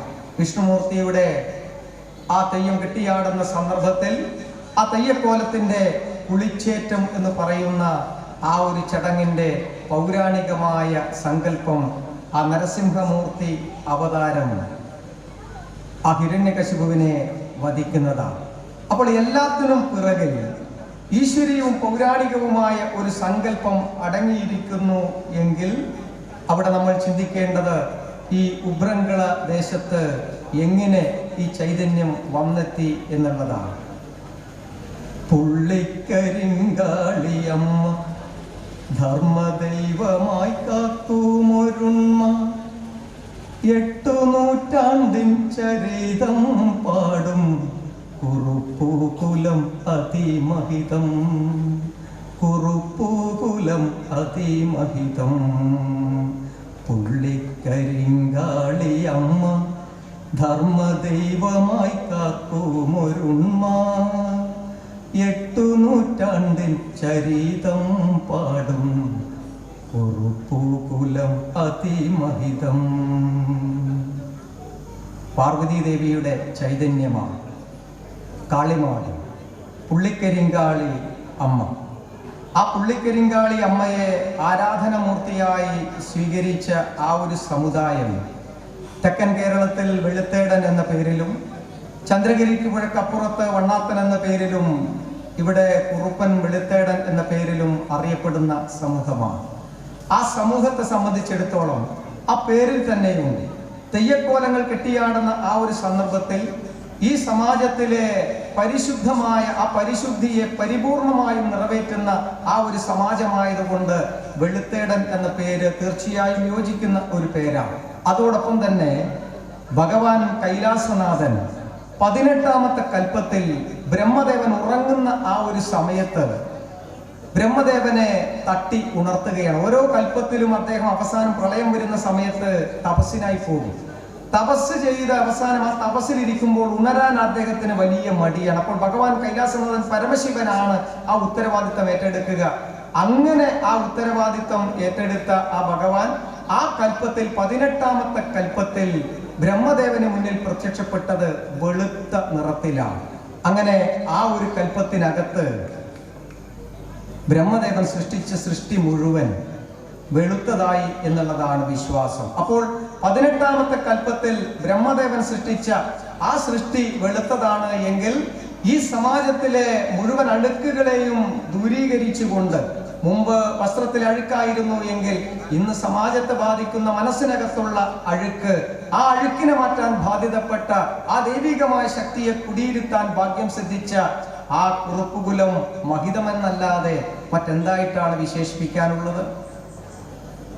നരസിംഹരൂപമാം വിഷ്ണുമൂർത്തി ഉപാസകരാകിയ കാരണവ ഇരുവേരൊരുമിച്ച് ഭക്തി കൈക്കൊണ്ട പുലിക്കുന്നൈവരെ കാണുവാൻ യാത്രയായി, പുലിക്കുന്നൈവരെ കാണുവാൻ യാത്രയായി. പുലിക്കുന്നൈവരുടെ അതിവിശ്വസ്തന്മാരും ആരാധകരുമായിരുന്നു, ഭക്തന്മാരുമായിരുന്നു വിഷ്ണുമൂർത്തിയുടെ വെളിച്ചപ്പാടന്മാരായിരുന്ന 2 കാരണവന്മാർ. ആ 2 കാരണവന്മാർ ആ ഭക്തി പൂണ്ട ആ ഒരു സന്ദർഭത്തിൽ ഐവർ കുടിയിരിക്കുന്ന ആ പുലിക്കുന്നിലേക്ക് യാത്രയാവുകയാണ്. കോലങ്ങളാടി കുറയുന്ന നേരത്ത് സന്നിധി പുൽകി വണങ്ങി നിൽക്കേ, ഉൾക്കാമ്പിലുണരുന്ന ഭക്തി കണ്ടു ഐവർ അരുളപ്പാടേകി കൂടെ വരാം, അരുളപ്പാടേകി കൂടെ വരാം. ആ ഇവരുടെ സന്നിധിയിൽ എത്തുന്ന സന്ദർഭത്തിൽ ആ തെയ്യക്കോലങ്ങൾ കെട്ടിയാടുന്ന ആ ഒരു സന്ദർഭമാണ് കണ്ടത്. ആ തെയ്യക്കോലങ്ങൾ കെട്ടിയാടുന്നത് കണ്ട 2 കാരണവന്മാരും വെളിച്ചപ്പാടന്മാരും എല്ലാം മറന്ന് ഭക്തിപൂർവം തൊഴുതു നിൽക്കുന്ന സന്ദർഭത്തിൽ അവരുടെ ഉള്ളിലുള്ള ആ ഭക്തിയെ കണ്ടറിഞ്ഞ ഐവർ പറഞ്ഞു, ഞങ്ങൾ കൂടെ വരാൻ തയ്യാറായി. അങ്ങനെ കൂടെ വരാൻ തയ്യാറാകുന്ന സന്ദർഭത്തിൽ നമ്മൾ ചിന്തിച്ചു നോക്കണം, ഒരു ദേവസ്ഥാനത്ത് ചെന്ന് അവിടെ നിന്ന് ചൈതന്യം കൂടെ പോരുക എന്ന് പറഞ്ഞു കഴിഞ്ഞാൽ തീർച്ചയായും അവിടെ ഉള്ളവർക്ക് മാനസികമായി ചില പ്രയാസങ്ങൾ ഉണ്ടാകും. അങ്ങനെയുള്ള ആ പ്രയാസത്തെ മനസ്സിലാക്കിക്കൊണ്ട് അവിടെ അതിനെ പരിപാലിച്ചിരുന്ന അവർ എതിർക്കുവാൻ വേണ്ടി തയ്യാറായി. പക്ഷേ നമ്മുടെ വിശ്വാസമനുസരിച്ച് നമ്മുടെ 108 ഉപനിഷത്തുക്കളിൽ 1ാമത്തെ ഉപനിഷത്തായ ഈശാവാസ്യോപനിഷത്തിലെ ശാന്തി മന്ത്രമുണ്ട്. അതായത് പൂർണ്ണത്തിൽ നിന്ന് പൂർണ്ണം എടുത്തു കഴിഞ്ഞാൽ പിന്നെയും അത് അവിടെ ബാക്കിയുണ്ടാകും. ഏതുപോലെ ഒരു അധ്യാപകൻ കുട്ടിക്ക് വിദ്യയെ അഭ്യസിച്ചു കൊടുക്കുന്നുവോ, ആ അധ്യാപകന്റെ ആ വിദ്യ ഒരിക്കലും മനസ്സിൽ നിന്ന് പോകുന്നില്ല. അദ്ദേഹത്തിന്റെ ആ ഒരു അറിവ് ഒരിക്കലും നഷ്ടപ്പെടുന്നില്ല. നേരെ മറിച്ച് അത് മറ്റുള്ളവരിലേക്ക് പകർന്നു കൊടുക്കുന്ന സന്ദർഭത്തിൽ ആ അറിവിന് മാറ്റി കൂട്ടപ്പെടുകയാണ് ചെയ്യുന്നത്. അപ്പോൾ അങ്ങനെ അറിവിന് മാറ്റി കൂട്ടുന്നത് എങ്ങനെയാണോ അറിവ് ഏതുപോലെ അവിടെ തന്നെ നിലനിൽക്കുന്നുവോ അതുപോലെ ഈശ്വരീയമായ ആ ചൈതന്യം അവിടെ നിലനിൽക്കെ തന്നെ മറ്റിടങ്ങളിലേക്ക് സന്നിവേശിക്കാൻ ഒരു പ്രധാനപ്പെട്ട കാരണമുണ്ട്. കാരണം ഇതാണ്: പുലിക്കുന്നിലാചാര പെരുമയിലേറിയ ചൈതന്യമൊട്ടും കുറച്ചിടാതെ കുറുപ്പുകുലത്തിൻ ആചാരമേറ്റൊരു നാടിൻ ഐശ്വര്യമേകുവാൻ ഐവർ വന്നു. നാടിൻ ഐശ്വര്യമേകുവാൻ ഐവർ വന്നു. ഒരു സമുദായത്തിന് വേണ്ടി മാത്രമല്ല. നേരത്തെ ആശംസാ പ്രസംഗം നടത്തുന്ന സന്ദർഭത്തിൽ മഹാത്മാക്കളായ പലരും പറഞ്ഞു, ഇതൊരു സമുദായത്തിന് വേണ്ടി മാത്രം വന്ന ഐശ്വര്യമല്ല. ഈ ചൈതന്യം പുലിക്കുന്നിൽ എല്ലാ ആചാര പെരുമയോടും കൂടി ഉന്നതിയിൽ നിൽക്കുന്ന സന്ദർഭമാണ്. അങ്ങനെ സന്തോഷത്തിൽ നിൽക്കുന്ന ആ ഒരു സമയത്താണ് തൻ്റെ ഭക്തന്മാർ തൻ്റെ മുന്നിൽ എത്തിയത് ഇവർ മനസ്സിലാക്കുന്നത്. അങ്ങനെ മനസ്സിലാക്കിയ സന്ദർഭത്തിൽ അവരുടെ കൂടെ പോകാൻ ആഗ്രഹിച്ചത് കൂടുതൽ ഗ്രാമാന്തരങ്ങളിലേക്ക് ആ ചൈതന്യമൂർത്തിയെ സന്നിവേശിപ്പിക്കണം എന്നുള്ളത് കൊണ്ടാണ്. അങ്ങനെ പതിറ്റാണ്ടുകൾ കാത്ത ചൈതന്യമൂർത്തികൾ ഭൂദാനമേഘ നിയോഗമേകി അലിവോടെ ഈശ്വര പ്രണിധാനമേകുവാൻ കുനിക്കുല്ലായ കുടുംബമെത്തി. കുനിക്കുല്ലായ കുടുംബമെത്തി. ഈശ്വര പ്രണിധാനം എന്ന് പറയുന്നത് അമൂല്യമായ ഒരു കാര്യമാണ്. നേരത്തെ ഇവിടെ സൂചിപ്പിച്ചു, നമ്മുടെ പരിസരങ്ങളിൽ ക്രിസ്തീയ സമൂഹത്തിലും മുസ്ലിം സമൂഹത്തിലുമുള്ള സഹോദരന്മാരുണ്ട്. അപ്പോൾ മുസ്ലിം സമൂഹത്തിലെ സഹോദരന്മാരോട് നിങ്ങൾക്ക് ഏറ്റവും പ്രിയപ്പെട്ടത് ഏത് എന്ന് ചോദിച്ചാൽ അവർ പറയും, ഞങ്ങൾക്ക് ഏറ്റവും പ്രിയപ്പെട്ട കാലഘട്ടം റമദാൻ മാസമാണ്. ഒരു ഇസ്ലാമിക സമൂഹത്തിലെ വ്യക്തി തൻ്റെ വരുമാനത്തിന്റെ 2.5% മുതൽ അങ്ങോട്ട് സക്കാത്ത് കൊടുക്കുന്ന മാസമാണ് റമദാൻ മാസം. വ്രതകാലഘട്ടത്തിന്റെ മാസമാണ്. ക്രിസ്തീയ സമൂഹത്തിലെ ആൾക്കാരോട് ചോദിച്ചാൽ അവർ പറയും, ഈസ്റ്ററിന് തൊട്ട് മുമ്പുള്ള 51 ദിവസം ഞങ്ങൾക്ക് വ്രത കാലഘട്ടമാണ്. അപ്പോൾ അവിടെ ഞങ്ങൾ അർപ്പിക്കാനുള്ളത് മുഴുവൻ അർപ്പിക്കും എന്നുള്ളത്. നമ്മളെ സംബന്ധിച്ചിടത്തോളം നമ്മുടെ വാർഷിക വരുമാനത്തെ 12ആയി ഭാഗിക്കണമെന്നും അതിൽ 5 ഭാഗം ചില കാര്യങ്ങൾക്ക് വേണ്ടി മാറ്റിവെക്കണം എന്നുള്ളതുമാണ്. 2 ഭാഗം ഈശ്വരീയമായ കർമ്മങ്ങൾക്ക് വേണ്ടി മാറ്റിവെക്കണം, 1 ഭാഗം ഗുരുപൂജയ്ക്ക് വേണ്ടി മാറ്റിവെക്കണം, 1 ഭാഗം പിതൃകർമ്മത്തിന് വേണ്ടി മാറ്റിവെക്കണം. ബാക്കി 1 ഭാഗം ഏതിന് മാറ്റിവെക്കണമെന്ന് ചോദിച്ചാൽ പലപ്പോഴും നമ്മൾ കേട്ടിട്ടുള്ള ഒരു കാര്യമാണ് മാനവ സേവയാണ് മാധവ സേവ എന്നുള്ളത്. ആ മാനവ സേവയാണ് മാധവ സേവ എങ്കിൽ എന്തിനാണ് ക്ഷേത്രങ്ങളും അതുപോലെ മന്ദിരങ്ങളും തറവാടുകളും കുലങ്ങളും ഒക്കെ ആരാധന നടത്തുന്നത് എന്നുള്ള ചോദ്യം വരാറുണ്ട്. തീർച്ചയായും മാനവ സേവ അത് ഈശ്വര സേവ തന്നെയാണ്, മാധവ സേവ തന്നെയാണ്. അതിനുവേണ്ടിയാണ് 1 ഭാഗം മാറ്റിവെക്കേണ്ടത്. അത് ദരിദ്ര സേവക്ക് വേണ്ടി മാറ്റിവെക്കേണ്ടതാണ്. അപ്പോൾ ആ ഈശ്വര പ്രണിധാനം എന്ന് പറയുന്ന ഭൂദാനം, ഗോദാനം, വസ്ത്രദാനം പോലെ അത്തരത്തിലുള്ള ആ ഒരു ദാനകർമ്മത്തിന് പരിപൂർണമായും നിയോഗം ലഭിച്ച ആ ഒരു സന്ദർഭത്തിൽ ആ പ്രണിധാനത്തെ ഏറ്റെടുത്തുകൊണ്ട് ഈ ചൈതന്യമൂർത്തിയെ പരിരക്ഷിക്കാൻ ആ കുനിക്കുല്ലായ കുടുംബം വന്നു എന്നുള്ളത് ഈ നാടിന്റെ ഐശ്വര്യത്തെ വർദ്ധിപ്പിക്കുന്നതാണ്. അപ്പോൾ ഈ പുല്ലിക്കരിങ്കാളിയൊക്കെ ആരാധിക്കുന്ന സമയത്ത് തീർച്ചയായും അതിനു പിറകിൽ ഒരു ഐതിഹ്യമുണ്ടാകണം. ആ ഐതിഹ്യത്തെക്കുറിച്ച് ഞാനിത് ഈ പാട്ടുപാടി അവതരിപ്പിക്കുന്നത് ചിലപ്പോൾ ഞാനിങ്ങനെ പറഞ്ഞു പോയാൽ നിങ്ങൾക്ക് അതിൻ്റെ അർത്ഥം ഗ്രഹിക്കാൻ പ്രയാസമാകും എന്നുള്ളത് കൊണ്ടാണ്. തമ്മപ്പനായ മഹാദേവൻ തമ്മരവി ദേവി ഗൗരി തുളിർവന കുളിർമയിൽ ആമോദമാടവേ പുലിയിണകളെ കണ്ടു കൊതിച്ച നേരം, പുലിയിണകളെ കണ്ടു കൊതിച്ച നേരം ദേവദേവൻ പുലി കണ്ഠനായി പുള്ളിക്കരിങ്കാളിയായി അമ്മ, പുള്ളിക്കരിങ്കാളി ആയി അമ്മ. ഭഗവാൻ പരമശിവനും പാർവതി ദേവിക്ക് ഒരു സ്വഭാവമുണ്ട്.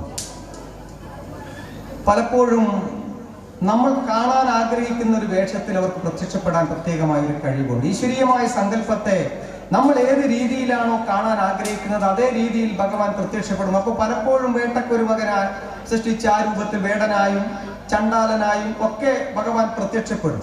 അങ്ങനെ പ്രത്യക്ഷപ്പെടുന്നത് ചില അവതാര ലക്ഷ്യങ്ങൾ പൂർത്തീകരിക്കുന്നതിന് വേണ്ടിയാണ്.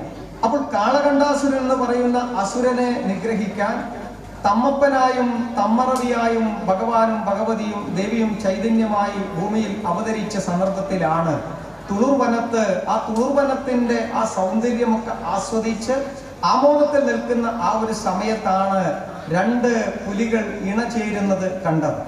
അപ്പോൾ അങ്ങനെ ഇണചേരുന്ന ആ പുലികളെ കണ്ട ഭഗവാനും ദേവിക്കും ആ രൂപം സ്വീകരിക്കാൻ ആഗ്രഹമുണ്ടായി. അങ്ങനെ ഭഗവാൻ കൈലാസനാഥൻ പുലികണ്ഠനായും ദേവി പാർവതി പുള്ളിക്കരിങ്കാളിയായും അവതാരമെടുത്തു. അങ്ങനെ അവതാരമെടുത്ത് ക്രീഡകളാടിയ ശേഷം താതനാർക്കല്ലിന്റെ തായ്മടയിൽ അരയോളമാഴത്തിൽ മടയൊരുക്കി സമയമാകുമ്പോഴ അമ്മയേകി പുലിവീരന്മാരായ 5 പേരെ കണ്ഠപ്പുലിയൻ, മാലപ്പുലിയൻ, കാളപ്പുലിയൻ, പുലിമാരുതൻ, മൂപ്പൻ പുലിയൂർ കണ്ണൻ. കണ്ഠപ്പുലിയൻ, മാലപ്പുലിയൻ, കാളപ്പുലിയൻ, പുലിമാരുതൻ, മൂപ്പൻ പുലിയൂർ കണ്ണൻ. തുളുർവനത്തിന്റെ ആ ഒരു പാണത്തൂർ ഭാഗത്തുള്ള പ്രദേശമാണ്, കർണാടകയിലുള്ള പ്രദേശമാണ്. അവിടെ ഒരു പ്രത്യേകത എന്ന് പറഞ്ഞു കഴിഞ്ഞാൽ ഹൈന്ദവ സമാജത്തിൽ നിന്ന്, സനാതന ധർമ്മത്തിൽ നിന്ന് ചില ആൾക്കാർ ജൈനമതം സ്വീകരിച്ചു. അപ്പോൾ ജൈനമതം സ്വീകരിച്ച ആ ഒരു സന്ദർഭത്തിൽ കുലാചാരം വിടാൻ തയ്യാറില്ലാത്ത അമ്മമാർ തുളുർവനത്ത് എത്തി അവിടെ ഭഗവതിയുടെ ഉപാസനാമൂർത്തികളായി മാറി. അപ്പോൾ ആ ആചാരത്തെ നിലനിർത്താൻ അവർ തയ്യാറാണ്. അങ്ങനെയുള്ള ആ തുളുർവനത്ത് എല്ലാ വർഷവും ഗിരിപൂജ നടക്കും. ഹിമവാന്റെ മകളാണ് പാർവതി. അപ്പോൾ ആ ഗിരിപൂജ നടത്തുന്ന ആ ഒരു സ്ഥലത്തെയാണ് താതനാർ കല്ല് എന്ന് പറയുന്നത്. അതായത് താതനാർ കല്ലിന്റെ ആ ചുവട്ടിലാണ് പൂജ നടക്കുന്നത്. അപ്പോൾ ആ താതനാർ കല്ലിന്റെ ആ തായ്മടിയിൽ അരയോളം ആഴമുള്ള മടമാന്തി ദേവി അവിടെ പ്രസവത്തിന് തയ്യാറായി ഇരുന്നു. അങ്ങനെ ആ പ്രസവം നടക്കുന്ന സമയത്ത് 5 ആൺമക്കളാണ് ഉണ്ടായത്. ഒന്ന് കണ്ഠപ്പുലിയൻ, മറ്റൊന്ന് മാലപ്പുലിയൻ, മറ്റൊന്ന് കാളപ്പുലിയൻ, മറ്റൊന്ന് പുലിമാരുതൻ, 5ാമത്തേത് പുലിയൂർക്കണ്ണൻ. പുല്ലൂർണൻ എന്നാണ് വിളിക്കുക. പുല്ലൂർണനാണ് ഏറ്റവും മൂത്ത പുത്രൻ എന്നാണ് വിശേഷിപ്പിക്കപ്പെടുന്നത്. അങ്ങനെ 5 ആൺമക്കളായി. 5 പേർക്കോമന പെങ്ങളായി, പുള്ളിക്കരിങ്കാളി അരുമയായി, ലക്ഷ്മി ദേവി തന്നെ മകളായി പിറന്നു. പുല്ലൂർ കാളിയെന്നേകി നാമം, പുല്ലൂർ കാളിയെന്നേകി നാമം. അപ്പോൾ 5 സഹോദരന്മാർ. ചില ചരിത്രം നോക്കിക്കഴിഞ്ഞാൽ 4 ആൺമക്കളും ഒരു പെണ്ണാണ് എന്നാണ് പറയുന്നത്. പക്ഷെ ചിലയിടത്ത് 5 ആൺമക്കളെ അവിടെ കാണിക്കുന്നു. അതോടൊപ്പം തന്നെ ഒരു പെൺകുട്ടി ഇല്ലാത്തത് കൊണ്ട് ദേവിക്ക് പെൺകുട്ടി വേണമെന്നുള്ള ആഗ്രഹം വന്നു. അങ്ങനെ ദേവി ലക്ഷ്മി ദേവിയെ പ്രാർത്ഥിച്ചു. അങ്ങനെ ലക്ഷ്മി ദേവി പ്രത്യക്ഷപ്പെട്ട് പാർവതി ദേവിയോട് ചോദിച്ചു, ഒരു മകൾ ഉണ്ടായാൽ നീ അവൾക്ക് എന്താണ് നൽകുക? ചോദിക്കാൻ പ്രത്യേകമായ കാരണമുണ്ട്. കാരണം 5 ആൺമക്കൾക്ക് സഹോദരി വന്നു കഴിഞ്ഞാൽ ആൺമക്കൾക്ക് കൊടുക്കാനുള്ളത് കൊടുത്തിട്ട് മാത്രമേ പെൺമക്കളെ പരിഗണിക്കൂ. പലപ്പോഴും അങ്ങനെയാണ്. അപ്പോൾ അത്തരത്തിലുള്ള ആ ഒരു സംശയം കൊണ്ട് ആറ്റുനോറ്റ് നിനക്കൊരു പെൺമകൾ വേണമെന്നുള്ള നിന്റെ ആഗ്രഹം ശരി തന്നെയാണ്. പക്ഷേ അങ്ങനെ ആഗ്രഹിച്ചുണ്ടാകുന്ന ആ ഒരു മകൾക്ക് നീ എന്താണ് നൽകുക? അപ്പോൾ പാർവതി ദേവി പറഞ്ഞു, എൻ്റെ എല്ലാ ചൈതന്യങ്ങളും ഞാൻ ആ മകൾക്ക് നൽകും. എനിക്ക് എന്തൊക്കെയാണ് ഉള്ളത് അത് മുഴുവൻ ഞാൻ ആ മകൾക്ക് നൽകാൻ തയ്യാറാണ്. അപ്പോൾ ലക്ഷ്മി ദേവി ചിന്തിച്ചു, അങ്ങനെ ഒരു ഭാഗ്യം കിട്ടുമെങ്കിൽ, പാർവതി ദേവിയുടെ ആദിപരാശക്തിയുടെ ആ ചൈതന്യത്തെ മുഴുവൻ സ്വീകരിക്കാൻ ഒരു ഭാഗ്യം കിട്ടുമെങ്കിൽ ഞാൻ എന്തിനാണ് അത് മറ്റുള്ളവർക്ക് ഒരു അവസരമായി നൽകുന്നത്? അത് എനിക്കുള്ള നിയോഗമാണ് എന്നുള്ള ആ തീരുമാനമെടുത്ത് ലക്ഷ്മി ദേവി തന്നെ ആ പുലിയമ്മക്ക് പുള്ളിക്കരിങ്കാളിക്ക് മകളായി പിറന്നു. അങ്ങനെ ആ പുള്ളിക്കരിങ്കാളിക്കുണ്ടായ മകളെ പുലിയൂർ കാളി എന്നുള്ള ആ നാമകരണം ചെയ്തു. പലപ്പോഴും ഈ പേര് വരുന്ന സമയത്ത് പുലിയുമായി ബന്ധപ്പെട്ടിട്ടുള്ളത് കൊണ്ടാണ് പേര് വരുന്നത്. ഇന്ന് നമ്മൾ എന്തെങ്കിലും പേരിന് പ്രത്യേകതയുണ്ട് എന്ന് ചോദിച്ചാൽ പേരിന് വലിയ പ്രത്യേകത നമ്മൾ കാണില്ല. പക്ഷെ പേരിൽ ചില മാറ്റങ്ങൾ വരുത്താനുണ്ട്. കാരണം മുമ്പ് ഗോവിന്ദൻ എന്നായിരുന്നു എങ്കിൽ ഇന്ന് ഗോവിന്ദ് എന്ന് മാറ്റി, അല്ലെ? നാരായണൻ എന്നുണ്ടെങ്കിൽ നാരായൺ എന്ന് മാറ്റുന്നു. അപ്പോൾ ചെറിയൊരു വ്യത്യാസം വരുത്തിക്കൊണ്ട് അവിടെ പേരിന് മാറ്റം വരുത്തുന്നു എങ്കിലും പേരിന്റെ മാഹാത്മ്യത്തെ നമുക്ക് കാണാൻ വേണ്ടി കഴിയുന്നത് രാമായണത്തിലാണ്. ആ രാമായണത്തിൽ വളരെ വ്യക്തമായി പേരിന്റെ പ്രാധാന്യത്തെക്കുറിച്ച് പറയുന്നു. വസിഷ്ഠ മഹർഷി ദശരഥ മഹാരാജാവിന്റെ മക്കൾക്ക് പേരിട്ടത് ശ്യാമള നിറം പൂണ്ട കോമള കുമാരനും രാമനെന്നു തന്നെ നാമവും അരുൾ ചെയ്തു. ലക്ഷണാന്വിതനായ സുമിത്രാതനയനു ലക്ഷ്മണനെന്നു നാമം അരുളി ചെയ്തു. മുനി ഭരണ നിപുണനാം കൈകേയി തനയനു ഭരതനെന്നു നാമം അരുളി ചെയ്തു. മുനി ശത്രുവൃന്ദത്തെ ഹനിച്ചിടുക നിമിത്തമായി ശത്രുഘ്നെന്നു നാമം സുമിത്രാത്മജാവരജനും.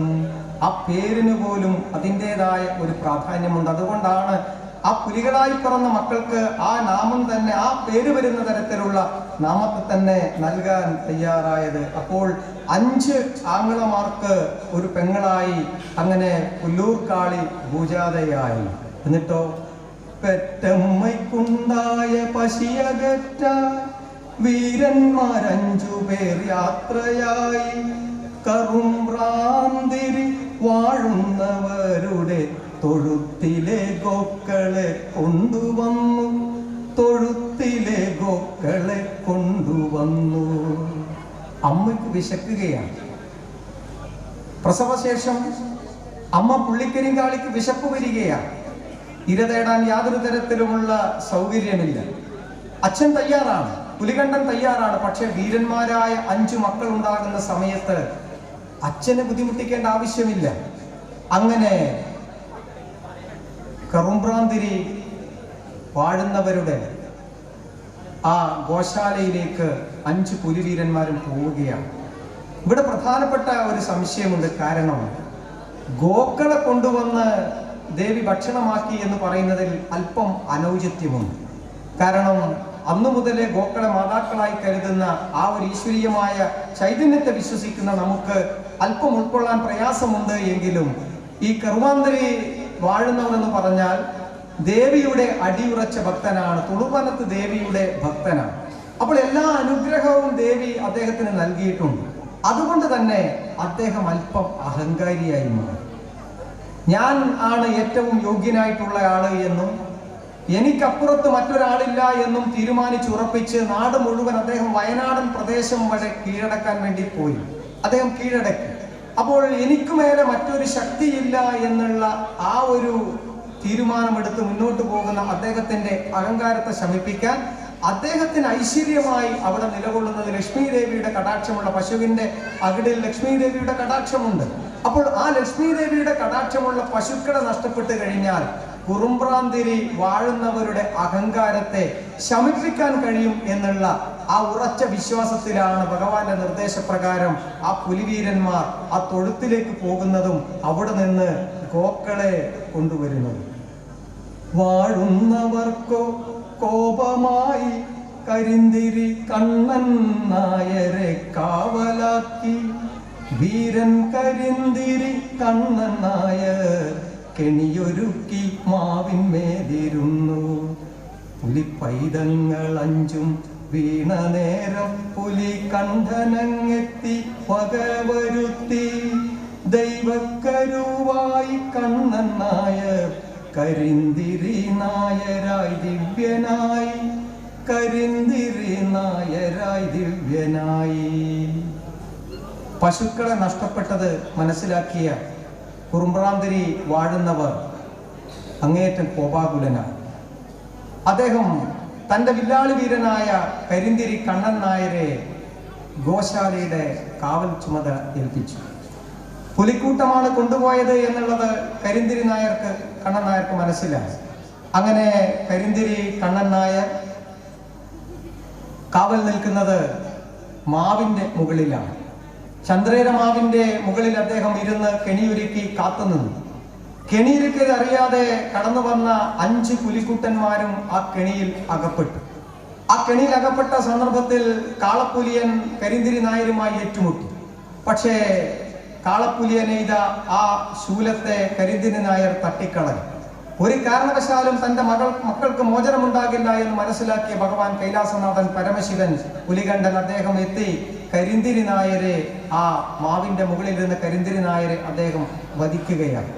തൻ്റെ പോരാളിയായ, അത്രയും ശക്തിമാനായ, താൻ 100% വിശ്വസിക്കുന്ന വില്ലാളി വീരനായ ആ കരിന്തിരി കണ്ണൻ നായർ മരിച്ചതറിഞ്ഞ് കുറുമ്പ്രാന്തിരി വാഴുന്നവർക്ക് വലിയ സങ്കടമായി. അദ്ദേഹം തുളുർവനത്ത് ദേവിയെ പ്രാർത്ഥിച്ചു. ദേവി അദ്ദേഹത്തിന് മുമ്പിൽ ഉറക്കത്തിൽ സ്വപ്നദർശനം നൽകി പറഞ്ഞു, കരിന്തിരി കണ്ണൻ നായർ വധിക്കപ്പെട്ടത് ഭഗവാൻ പരമശിവനാലാണ്. അദ്ദേഹം ദൈവക്കരുവായി മാറ്റിക്കഴിഞ്ഞു. അങ്ങനെ ദൈവക്കരുവാക്കി മാറ്റിയ ആ കരിന്തിരി കണ്ണൻ നായർക്ക് എവിടെയൊക്കെയാണോ സ്ഥാനമുള്ളത്, ഐവർക്ക് സ്ഥാനമുള്ളത്, അവിടെയെല്ലാം സ്ഥാനം നൽകി ആരാധിക്കാൻ തുടങ്ങി. ഐവർക്കു സ്ഥാനമുള്ളിടമെല്ലാം കരിന്തിരി നായരുമൊപ്പമായി സേവകനാകിയ ചേകവനെ പുലിച്ചേകവനായി കൂടെ നിർത്തി, പുലിച്ചേകവനായി കൂടെ നിർത്തി. തെയ്യങ്ങളാടി കുറയുന്ന നേരം ചൈതന്യമേവർക്കുമേകുവാനായി, ചൈതന്യമേവർക്കുമേകുവാറായി പുള്ളിക്കരിങ്കാളിയമ്മ ധർമ്മദൈവമായി കാക്കുമൊരുണ്മ. 8 നൂറ്റാണ്ടിൻ ചരിതം പാടും കുറുപ്പൂകുലം അതിമഹിതം, കുറുപ്പൂകുലം അതിമഹിതം. അപ്പോൾ കരിന്തിരി കണ്ണൻ നായർക്ക് സ്ഥാനമേകിയതുപോലെ തന്നെ പുലികളുടെ സേവകനായി ഒരു ചേകവനുണ്ടായിരുന്നു.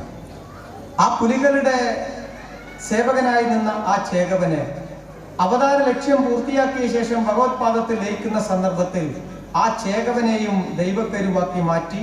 അതാണ് പുലിച്ചേകവൻ എന്ന് പറയുന്ന തെയ്യക്കോലം.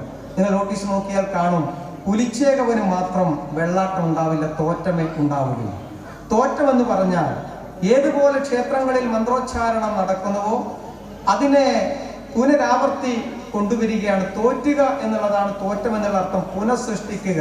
ദൈവികമായ ആ ചടങ്ങുകൾ ക്ഷേത്രത്തിനകത്ത് നടക്കുമ്പോൾ, പൂജാക്രമങ്ങളിൽ ആ മന്ത്രോച്ചാരണങ്ങൾ നടക്കുമ്പോൾ സാധാരണക്കാരന് മനസ്സിലാകുന്ന ആ രീതിയിൽ തെയ്യക്കോലങ്ങൾ കെട്ടിയാടുന്ന സമയത്താണ് ആ തോറ്റം പാട്ട് നമുക്ക് കേൾക്കുക. തെയ്യത്തിനകത്ത് നാട്യമുണ്ട്, നടനമുണ്ട്, ചമയമുണ്ട്, സംഗീതമുണ്ട്, സാഹിത്യമുണ്ട്, നൃത്തമുണ്ട്. ഇതിനെയെല്ലാം സമന്വയിപ്പിച്ചാണ് തെയ്യക്കോലങ്ങൾ കെട്ടിയാടുന്നത്. 30ഓളം തെയ്യക്കോലങ്ങളുടെ 30ഓളം മുഖത്തെഴുത്ത് രീതികൾ നിലവിലുണ്ട് എന്നാണ് പറയുന്നത്. അപ്പോൾ ആ പുള്ളിക്കരിങ്കാളിയും പുലികണ്ഠനും ആ പുലിവീരന്മാർ ഐവരായി മാറിയ കഥയും ആ കഥയിലുള്ള ആ പൗരാണികമായ സങ്കല്പവുമാണ് ഏറ്റവും പ്രധാനമായി നാം മനസ്സിലാക്കേണ്ടത്. അതുപോലെയുള്ള ഒരു ആരാധനാമൂർത്തിയാണ് ചൗക്കാറ് ഗുളികൻ എന്ന് പറയുന്നത്. അതുകൂടി പറഞ്ഞ് ഞാൻ അവസാനിപ്പിക്കും. ചൗക്കാറ് ഗുളികന് 23ഓളം അവതാരങ്ങൾ ഗുളികൻ്റെതായിട്ടുണ്ട് എന്നാണ് പറയുന്നത്. ഈ ഗുളികൻ ശൈവാംശമാണ് എങ്കിലും ഗുളികന്റെ ജനനത്തിന് പിറകിൽ മറ്റൊരു സങ്കല്പം കൂടിയുണ്ട്. അതായത് ഈ ഭഗവാൻ ശ്രീരാമചന്ദ്രൻ അദ്ദേഹം എല്ലാ ഗ്രഹങ്ങളെയും അനുകൂല സ്ഥിതിയിലാക്കിയാണ് ജനിച്ചത്. അപ്പോൾ ഈ വിവരം അറിഞ്ഞ് രാവണൻ തൻ്റെ മകൻ മേഘനാഥൻ ഇന്ദ്രജിത്ത് ജനിക്കുന്ന സമയത്ത് എല്ലാ ഗ്രഹങ്ങളെയും തൻ്റെ വറുതിയിൽ വരുത്തി. തൻ്റെ ശക്തി ഉപയോഗിച്ച് എല്ലാ ഗ്രഹങ്ങളെയും ഉത്തമമായ ഒരു സ്ഥാനത്ത് വരുത്തി. അങ്ങനെ ഉത്തമമായ സ്ഥാനത്ത് വരുത്തിയ സന്ദർഭത്തിൽ അപകടം മനസ്സിലാക്കിയ ശനി ഭഗവാൻ തൻ്റെ ശരീരത്തിൽ നിന്ന് അല്പം ചളി ഉരുട്ടി ഗുളിക രൂപത്തിലാക്കി. അങ്ങനെ ഗുളിക രൂപത്തിലാക്കി അതിനെ വെച്ചു. മേഘനാഥൻ ജനിക്കുന്ന അതേ സന്ദർഭത്തിൽ തന്നെ ആ ഗുളിക രൂപത്തിന് ശനി ഭഗവാൻ ജീവൻ കൊടുത്തു. അപ്പോൾ മേഘനാഥന് കിട്ടേണ്ടുന്ന പരിപൂർണമായ ചൈതന്യം, എല്ലാ അനുകൂല സ്ഥിതിയും ഗുളികന് കൂടി പങ്കുവെക്കേണ്ടുന്ന അവസ്ഥ വന്നു. അപ്പോൾ രാവണൻ കോപാകുലനായ രാവണൻ എല്ലാ ഗ്രഹങ്ങളെയും പിടിച്ച് തന്റെ കൊട്ടാരത്തിന്റെ പടിവാതിൽക്കൽ ചവിട്ടുപടിയിൽ വെച്ചു. എല്ലാവരെയും വെച്ചു. അങ്ങനെ എല്ലാവരെയും അവിടെ കിടത്തി രാവണൻ കൊട്ടാരത്തിൽ നിന്ന് ഓരോരുത്തരുടെ ശരീരത്തിലായി ചവിട്ടി, ആ ദേഷ്യം കാരണം ചവിട്ടി താഴേക്ക് ഇറങ്ങുന്ന ആ സന്ദർഭത്തിൽ കമിഴ്ന്നു കിടന്നിരുന്ന മറ്റുള്ളവരിൽ നിന്ന് വ്യത്യസ്തമായി ശനി ഭഗവാൻ മലർന്നു കിടന്നു. അപ്പോൾ രാവണൻ എത്തി ചവിട്ടാൻ നോക്കുന്ന സമയത്ത്, നെഞ്ഞു നോക്കി ചവിട്ടുന്ന സന്ദർഭത്തിൽ ശനിയുടെ ദൃഷ്ടി രാവണനിലേക്ക് വന്നു. അതോടുകൂടി ആ ശനിയുടെ ആ ശാപം രാവണനുണ്ടായി എന്ന് മാത്രമല്ല, ആ കോപം കൊണ്ട് തൻ്റെ ആ ഭഗവാൻ പരമശിവൻ നൽകിയ ആയുധം കൊണ്ട് രാവണൻ ശനിയെ വെട്ടി. ഏറ്റവും പതുക്കെ നടക്കുന്ന ഗ്രഹം, ഏറ്റവും പതുക്കെ സൂര്യൻ വലം വെക്കുന്ന ഗ്രഹം എന്ന് പറയുന്നത് ശനിയാണ്. അപ്പോൾ ഈ രാവണന്റെ വെട്ടേറ്റ ശനിക്ക് മുടന്നുണ്ടാവുകയും അങ്ങനെ മുടന്തി നടക്കുന്നത് കൊണ്ടാണ് മറ്റെല്ലാ ഗ്രഹങ്ങൾക്കും പിറകിലായി ശനി പ്രദക്ഷിണം പൂർത്തിയാക്കുന്നത് എന്നാണ് പറയുന്നത്. അപ്പോൾ അങ്ങനെ ഗുളികന് പല രൂപങ്ങളിലായി 23ഓളം അവതാരങ്ങളുണ്ട് എന്ന് പറയുന്ന സന്ദർഭത്തിൽ ചൗക്കാർ ഗുളികന്റെ പൗരാണികമായ സങ്കല്പം എന്ന് പറയുന്നത് ഇത് വടക്ക് ഭാഗത്തു നിന്നാണ് വരുന്നത്. അങ്ങനെ വടക്ക് ഭാഗത്തു നിന്ന് കുമ്പളസീമയിലെത്തി, കുമ്പളസീമയ്ക്ക് നാഥനായ കണിപുര ഗോപാലകൃഷ്ണ ക്ഷേത്രത്തിലെത്തി സ്ഥാനം കൊണ്ട് നേരെ മായിപ്പാടി രാജവംശത്തിലേക്ക് എത്തി. മായിപ്പാടി രാജവംശം ആ ഗുളികന്റെ ശക്തിയെ കണ്ടറിഞ്ഞ് അവിടെ നിർത്താൻ ശ്രമിച്ചു എന്നും ചെമ്പുകുടത്തിൽ അടക്കം ചെയ്യാൻ ശ്രമിച്ചു എന്നുള്ളതും, ആ ചെമ്പുകുടത്തിൽ നിന്ന് പുറത്തേക്ക് വന്ന ഈ ഗുളികൻ നേരെ കിഴക്ക് ഭാഗത്തേക്ക് പോയി. അങ്ങനെ കുഞ്ചാർ എന്ന് പറയുന്ന ആ പ്രദേശത്ത് മൊഗേർ സമുദായത്തിലെ 2 സഹോദരന്മാരെ കണ്ടെത്തി, വലിയ ചൗക്കാറും ചെറിയ ചൗക്കാർ. അപ്പോൾ അതീവ ശിവഭക്തരായ അവർ ആ ശൈവികമായ ആ ചൈതന്യത്തെ കണ്ട സമയത്ത് സ്വീകരിക്കാൻ തയ്യാറായി അവിടെയുള്ള കാവിലെ പാലമരത്തിന് ചുവട്ടിൽ കല്ല് ഇട്ട് ആ കല്ലിനകത്ത് സ്നാനം ചെയ്യാനുള്ള അവസരം കൊടുത്തു എന്നും തനിക്ക് അഭയമരുളിയത് കൊണ്ടും തൻ്റെ ചൈതന്യത്തെ അവിടെ നിർത്തിക്കൊണ്ട് എല്ലായിടങ്ങളിലേക്കും സന്നിവേശിപ്പിക്കാൻ സാധിക്കുമെന്ന് മനസ്സിലാക്കിയ അദ്ദേഹം അതിനുശേഷം ആ ഗുളികനെ ആരാധിക്കുന്നവരെ ആ ചൗക്കാർ ഗുളികൻ എന്നുള്ള ആ ഒരു നാമത്തെ സ്വീകരിച്ചു എന്നാണ് പറയുന്നത്. അപ്പോൾ ആ ഓരോ സങ്കല്പത്തിന് പിറകിലും, ഓരോ ചിന്താഗതിക്ക് പിറകിലും, ഓരോ ആരാധനയ്ക്ക് പിറകിലും ആ പൗരാണികമായ സങ്കല്പം അടങ്ങിയിരിക്കുന്നു എന്നുള്ളത് കൊണ്ടാണ് ആ സങ്കല്പത്തെക്കുറിച്ച് മനസ്സിലാക്കി ആരാധനാപൂർവ്വം പോകുമ്പോഴാണ് ആ ചൈതന്യവത്തായ ആ ശക്തിക്ക് എത്രത്തോളം പ്രാധാന്യമുണ്ട് എന്നുള്ളതും നമ്മുടെ എല്ലാ 33 കോടി ദേവകളുടെയും സങ്കല്പം എന്ന് പറയുന്നത് എതിരെയൊക്കെ അടിസ്ഥാനമാക്കിയാണ് എന്നുള്ളത് നമുക്ക് മനസ്സിലാക്കാൻ സാധിക്കുക.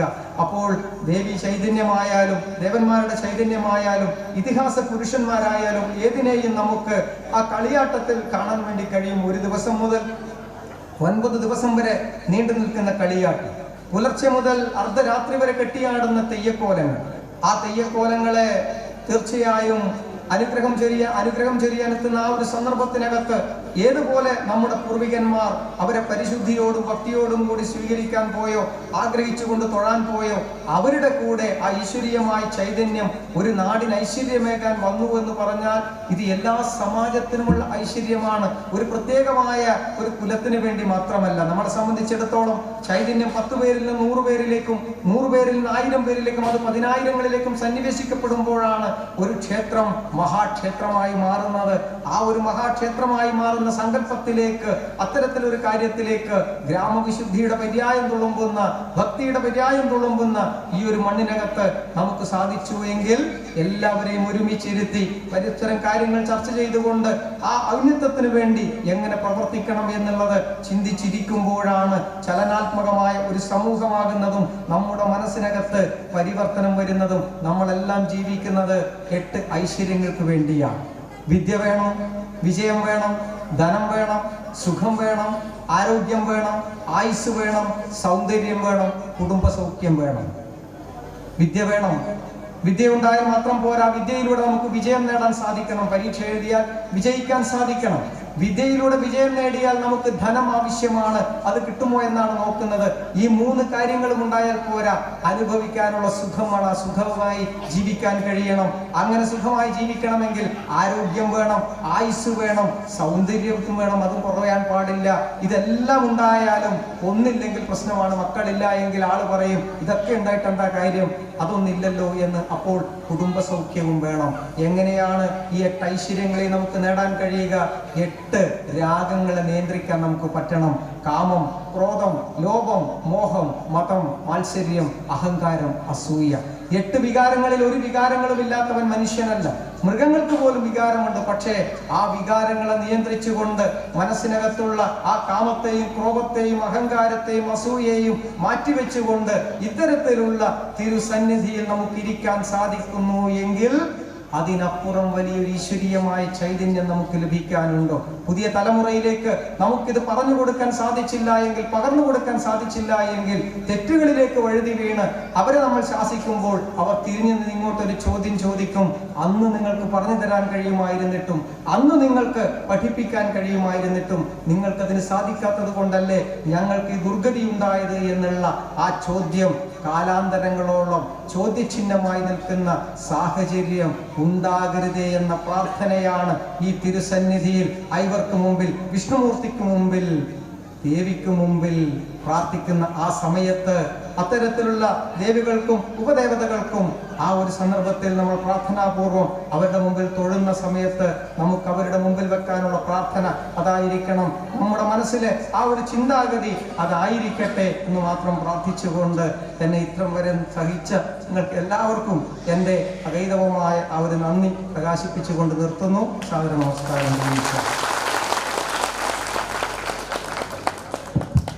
ധന്യവാദങ്ങൾ. ആ രാക്ഷസനെ, എത്രയോ വരബലമുള്ള ആ രാക്ഷസനെ കേവലം ഒരു സ്ത്രീ വധിച്ചു എന്നുള്ളത് രാക്ഷസന്മാരെ സംബന്ധിച്ചിടത്തോളം വളരെയധികം ആശ്ചര്യമുണ്ടാക്കി.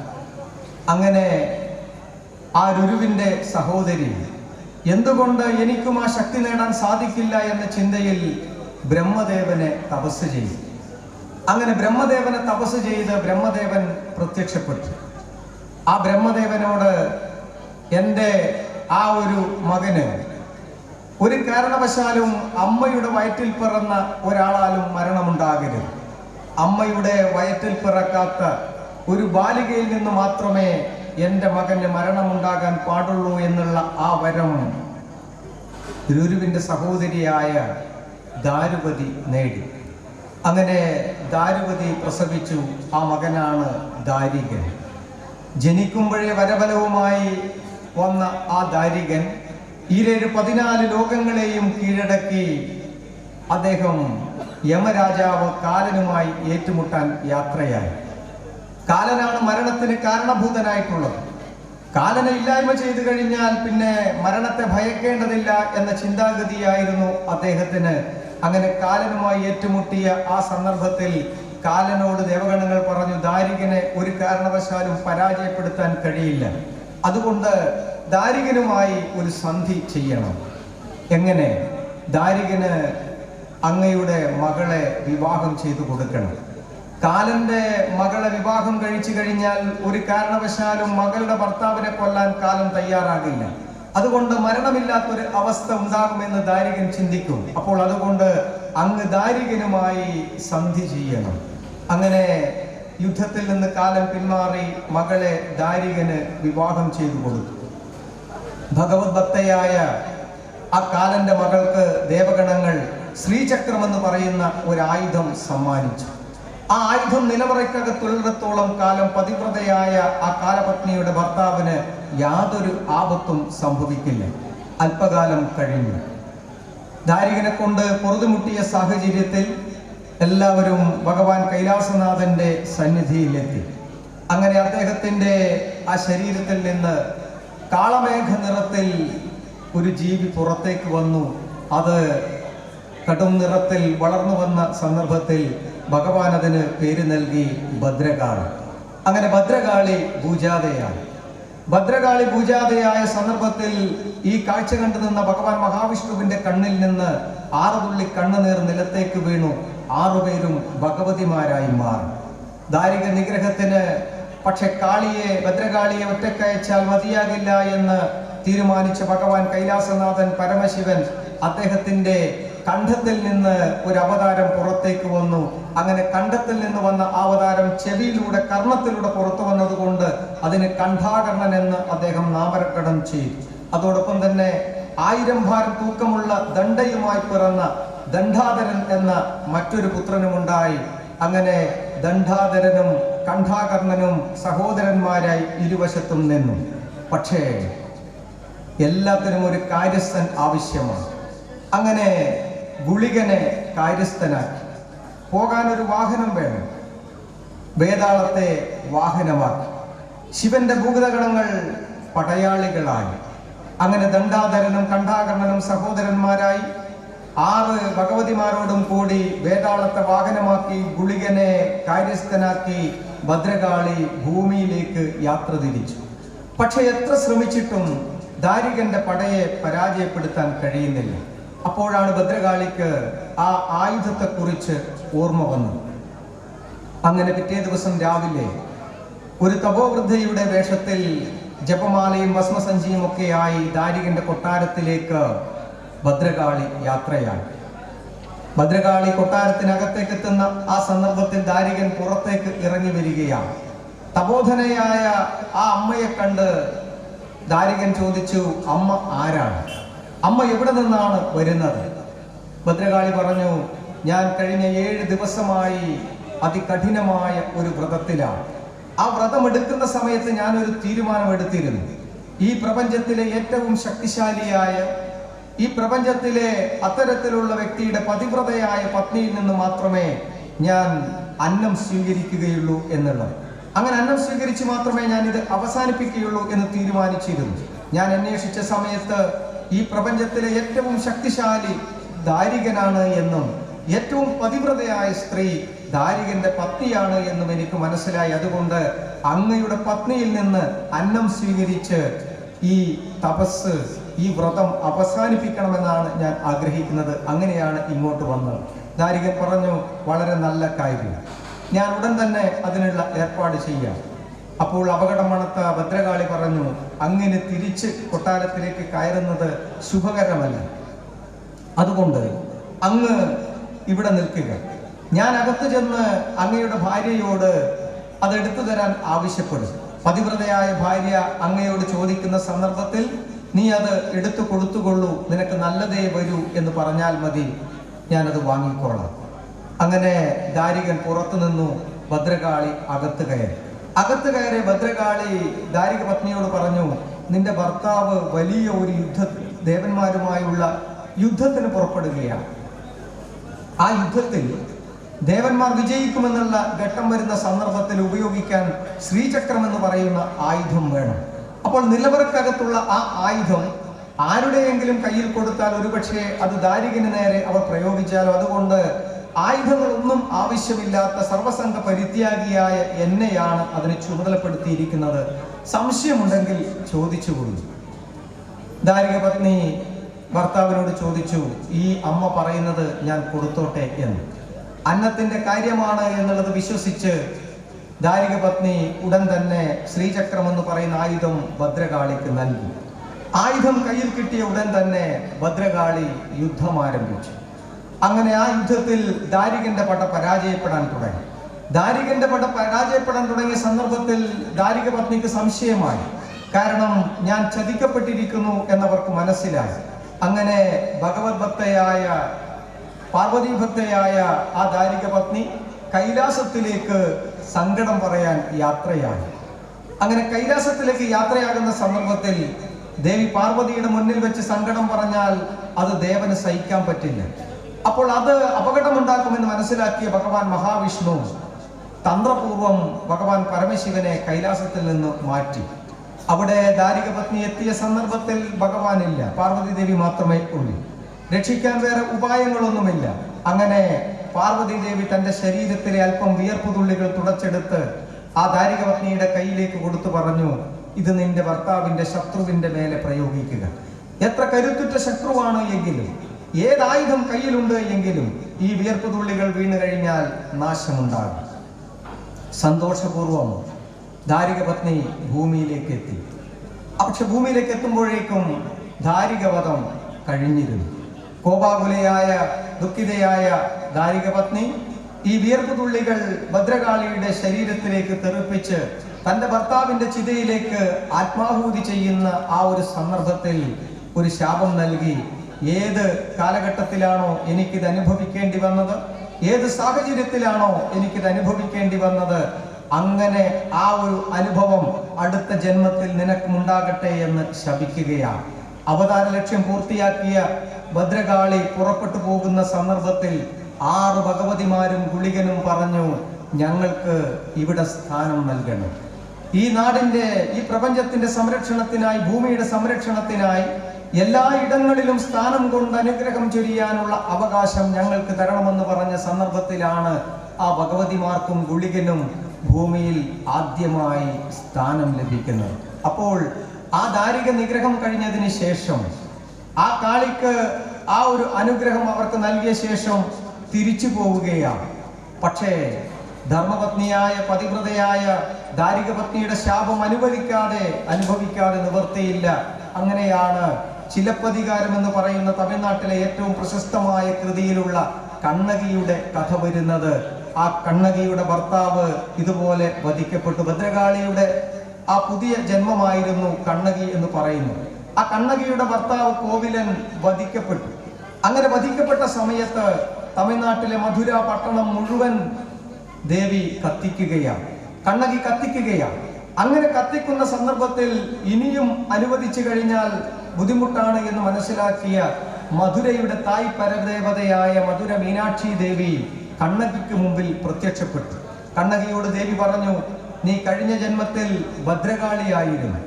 ആ ഭദ്രകാളിയായി നിനക്കുണ്ടായ ശാപം നിമിത്തമാണ് നിനക്ക് കണ്ണകിയായി ജനിക്കേണ്ടി വന്നത്. അതുകൊണ്ട് നിന്റെ ആ ദർപ്പം അവസാനിപ്പിക്കണം. ഇന്നു മുതൽ 14 ദിവസത്തിനകം നിന്റെ ശരീരത്തിലെ ഒരു ഭാഗം വീണ ആ കൊടുങ്ങല്ലൂരിൽ നീ സ്നാനം ചെയ്യണം. അങ്ങനെ സ്നാനം ചെയ്ത ശേഷം നീ എല്ലായിടങ്ങളിലും എവിടെയാണോ നിന്റെ മാതാപിതാക്കൾ ഉള്ളത് അവിടെയെല്ലാം നീ സ്നാനം ചെയ്യണം. അങ്ങനെ സ്നാനം ചെയ്യുന്നു എങ്കിൽ ആ ഭഗവതിക്കും ആ കാളിക്കും അത്തരത്തിലുള്ള സ്ഥാനം ലഭിച്ചത് ഇവിടെ ഭഗവാൻ പരമശിവന്റെ തിരുസന്നിധിയിലാണ് എന്നുള്ളത് പ്രത്യേകം എടുത്തു പറയേണ്ടുന്ന കാര്യമാണ്. ഭദ്രകാളിയുടെ കഥയ്ക്ക് ശേഷം നാം ആരാധിക്കുന്ന വിഷ്ണുമൂർത്തിയുടെ സങ്കല്പം, നരസിംഹമൂർത്തിയുടെ അവതാരമാണ് വിഷ്ണുമൂർത്തി. ആ വിഷ്ണുമൂർത്തിയുടെ പൗരാണികവും ചരിത്രപരവുമായ സങ്കല്പത്തെക്കുറിച്ച് ഇത്തരം സന്ദർഭങ്ങളിലാണ് നാം മനസ്സിലാക്കേണ്ടത്. ഭഗവാൻ മഹാവിഷ്ണുവിന്റെ കാവൽക്കാരായിരുന്ന ജയവിജയന്മാർ ബ്രഹ്മദേവന്റെ മക്കളായ സനകാദികളെ, സനകനെയും സനാതനെയും ഒക്കെ സനൽകുമാരനെയും ഒക്കെ തടുത്തു നിർത്തിയതിന്റെ ഫലമായി അവർക്ക് ലഭിച്ച ശാപം 3 ജന്മം അസുരന്മാരായി ഭൂമിയിൽ ജീവിക്കണം എന്നാണ്. അവർ ഭഗവാൻ മഹാവിഷ്ണുവിനോട് പറഞ്ഞു, ഞങ്ങൾ ശാപം അനുഭവിക്കാൻ തയ്യാറാണ്, പക്ഷെ ഓരോ ജന്മത്തിലും അങ്ങ് ഞങ്ങൾക്ക് ശാപമോക്ഷം തരണം. അപ്പോൾ ഭഗവാൻ പറഞ്ഞു, നിങ്ങൾ ഏറ്റവും വലിയ വിഷ്ണു വിരോധികളായി ജീവിക്കുക. അങ്ങനെ ജീവിക്കുന്ന സന്ദർഭത്തിൽ ഞാൻ നിങ്ങൾക്ക് എത്രയും പെട്ടെന്ന് മോക്ഷം തരും. അങ്ങനെയുള്ള ആദ്യത്തെ ജന്മമാണ് ഹിരണ്യാക്ഷനും ഹിരണ്യകശിപുവും. അപ്പോൾ ഹിരണ്യാക്ഷനെ പന്നിയുടെ രൂപം പൂണ്ട് ഭഗവാൻ നിഗ്രഹിച്ചു. ഹിരണ്യകശിപു എത്രയോ വാശിയിൽ ആ സഹോദരൻ നഷ്ടപ്പെട്ട വേദനയിൽ രോഷത്തിൽ വിഷ്ണു വിരോധവുമായി ഇങ്ങനെ ജീവിക്കുകയാണ്. അപ്പോൾ അദ്ദേഹം തപസ് ചെയ്ത് ബ്രഹ്മദേവനെ പ്രത്യക്ഷപ്പെടുത്തി. എങ്ങനെയെങ്കിലും ഭഗവാൻ നാരായണനെ പരാജയപ്പെടുത്തുക എന്ന ലക്ഷ്യത്തിലാണ് അദ്ദേഹം തപസ് ചെയ്തത്. അങ്ങനെ മരണമില്ലാത്ത വരം ചോദിച്ചു. ബ്രഹ്മദേവൻ നൽകാൻ തയ്യാറായില്ല. അങ്ങനെയെങ്കിൽ അദ്ദേഹം കുറച്ച് വരങ്ങൾ ചോദിക്കുകയാണ്. എനിക്ക് മനുഷ്യനിൽ നിന്നും മൃഗങ്ങളിൽ നിന്നും അത്തരത്തിലുള്ള ഒരാളിൽ നിന്നും മരണമുണ്ടാകരുത്. ആ വരത്തിന് ശേഷം രണ്ടാമതൊരു വരം, ഒരു കാരണവശാലും എനിക്ക് രാത്രിയിലും പകലും മരണമുണ്ടാകരുത്.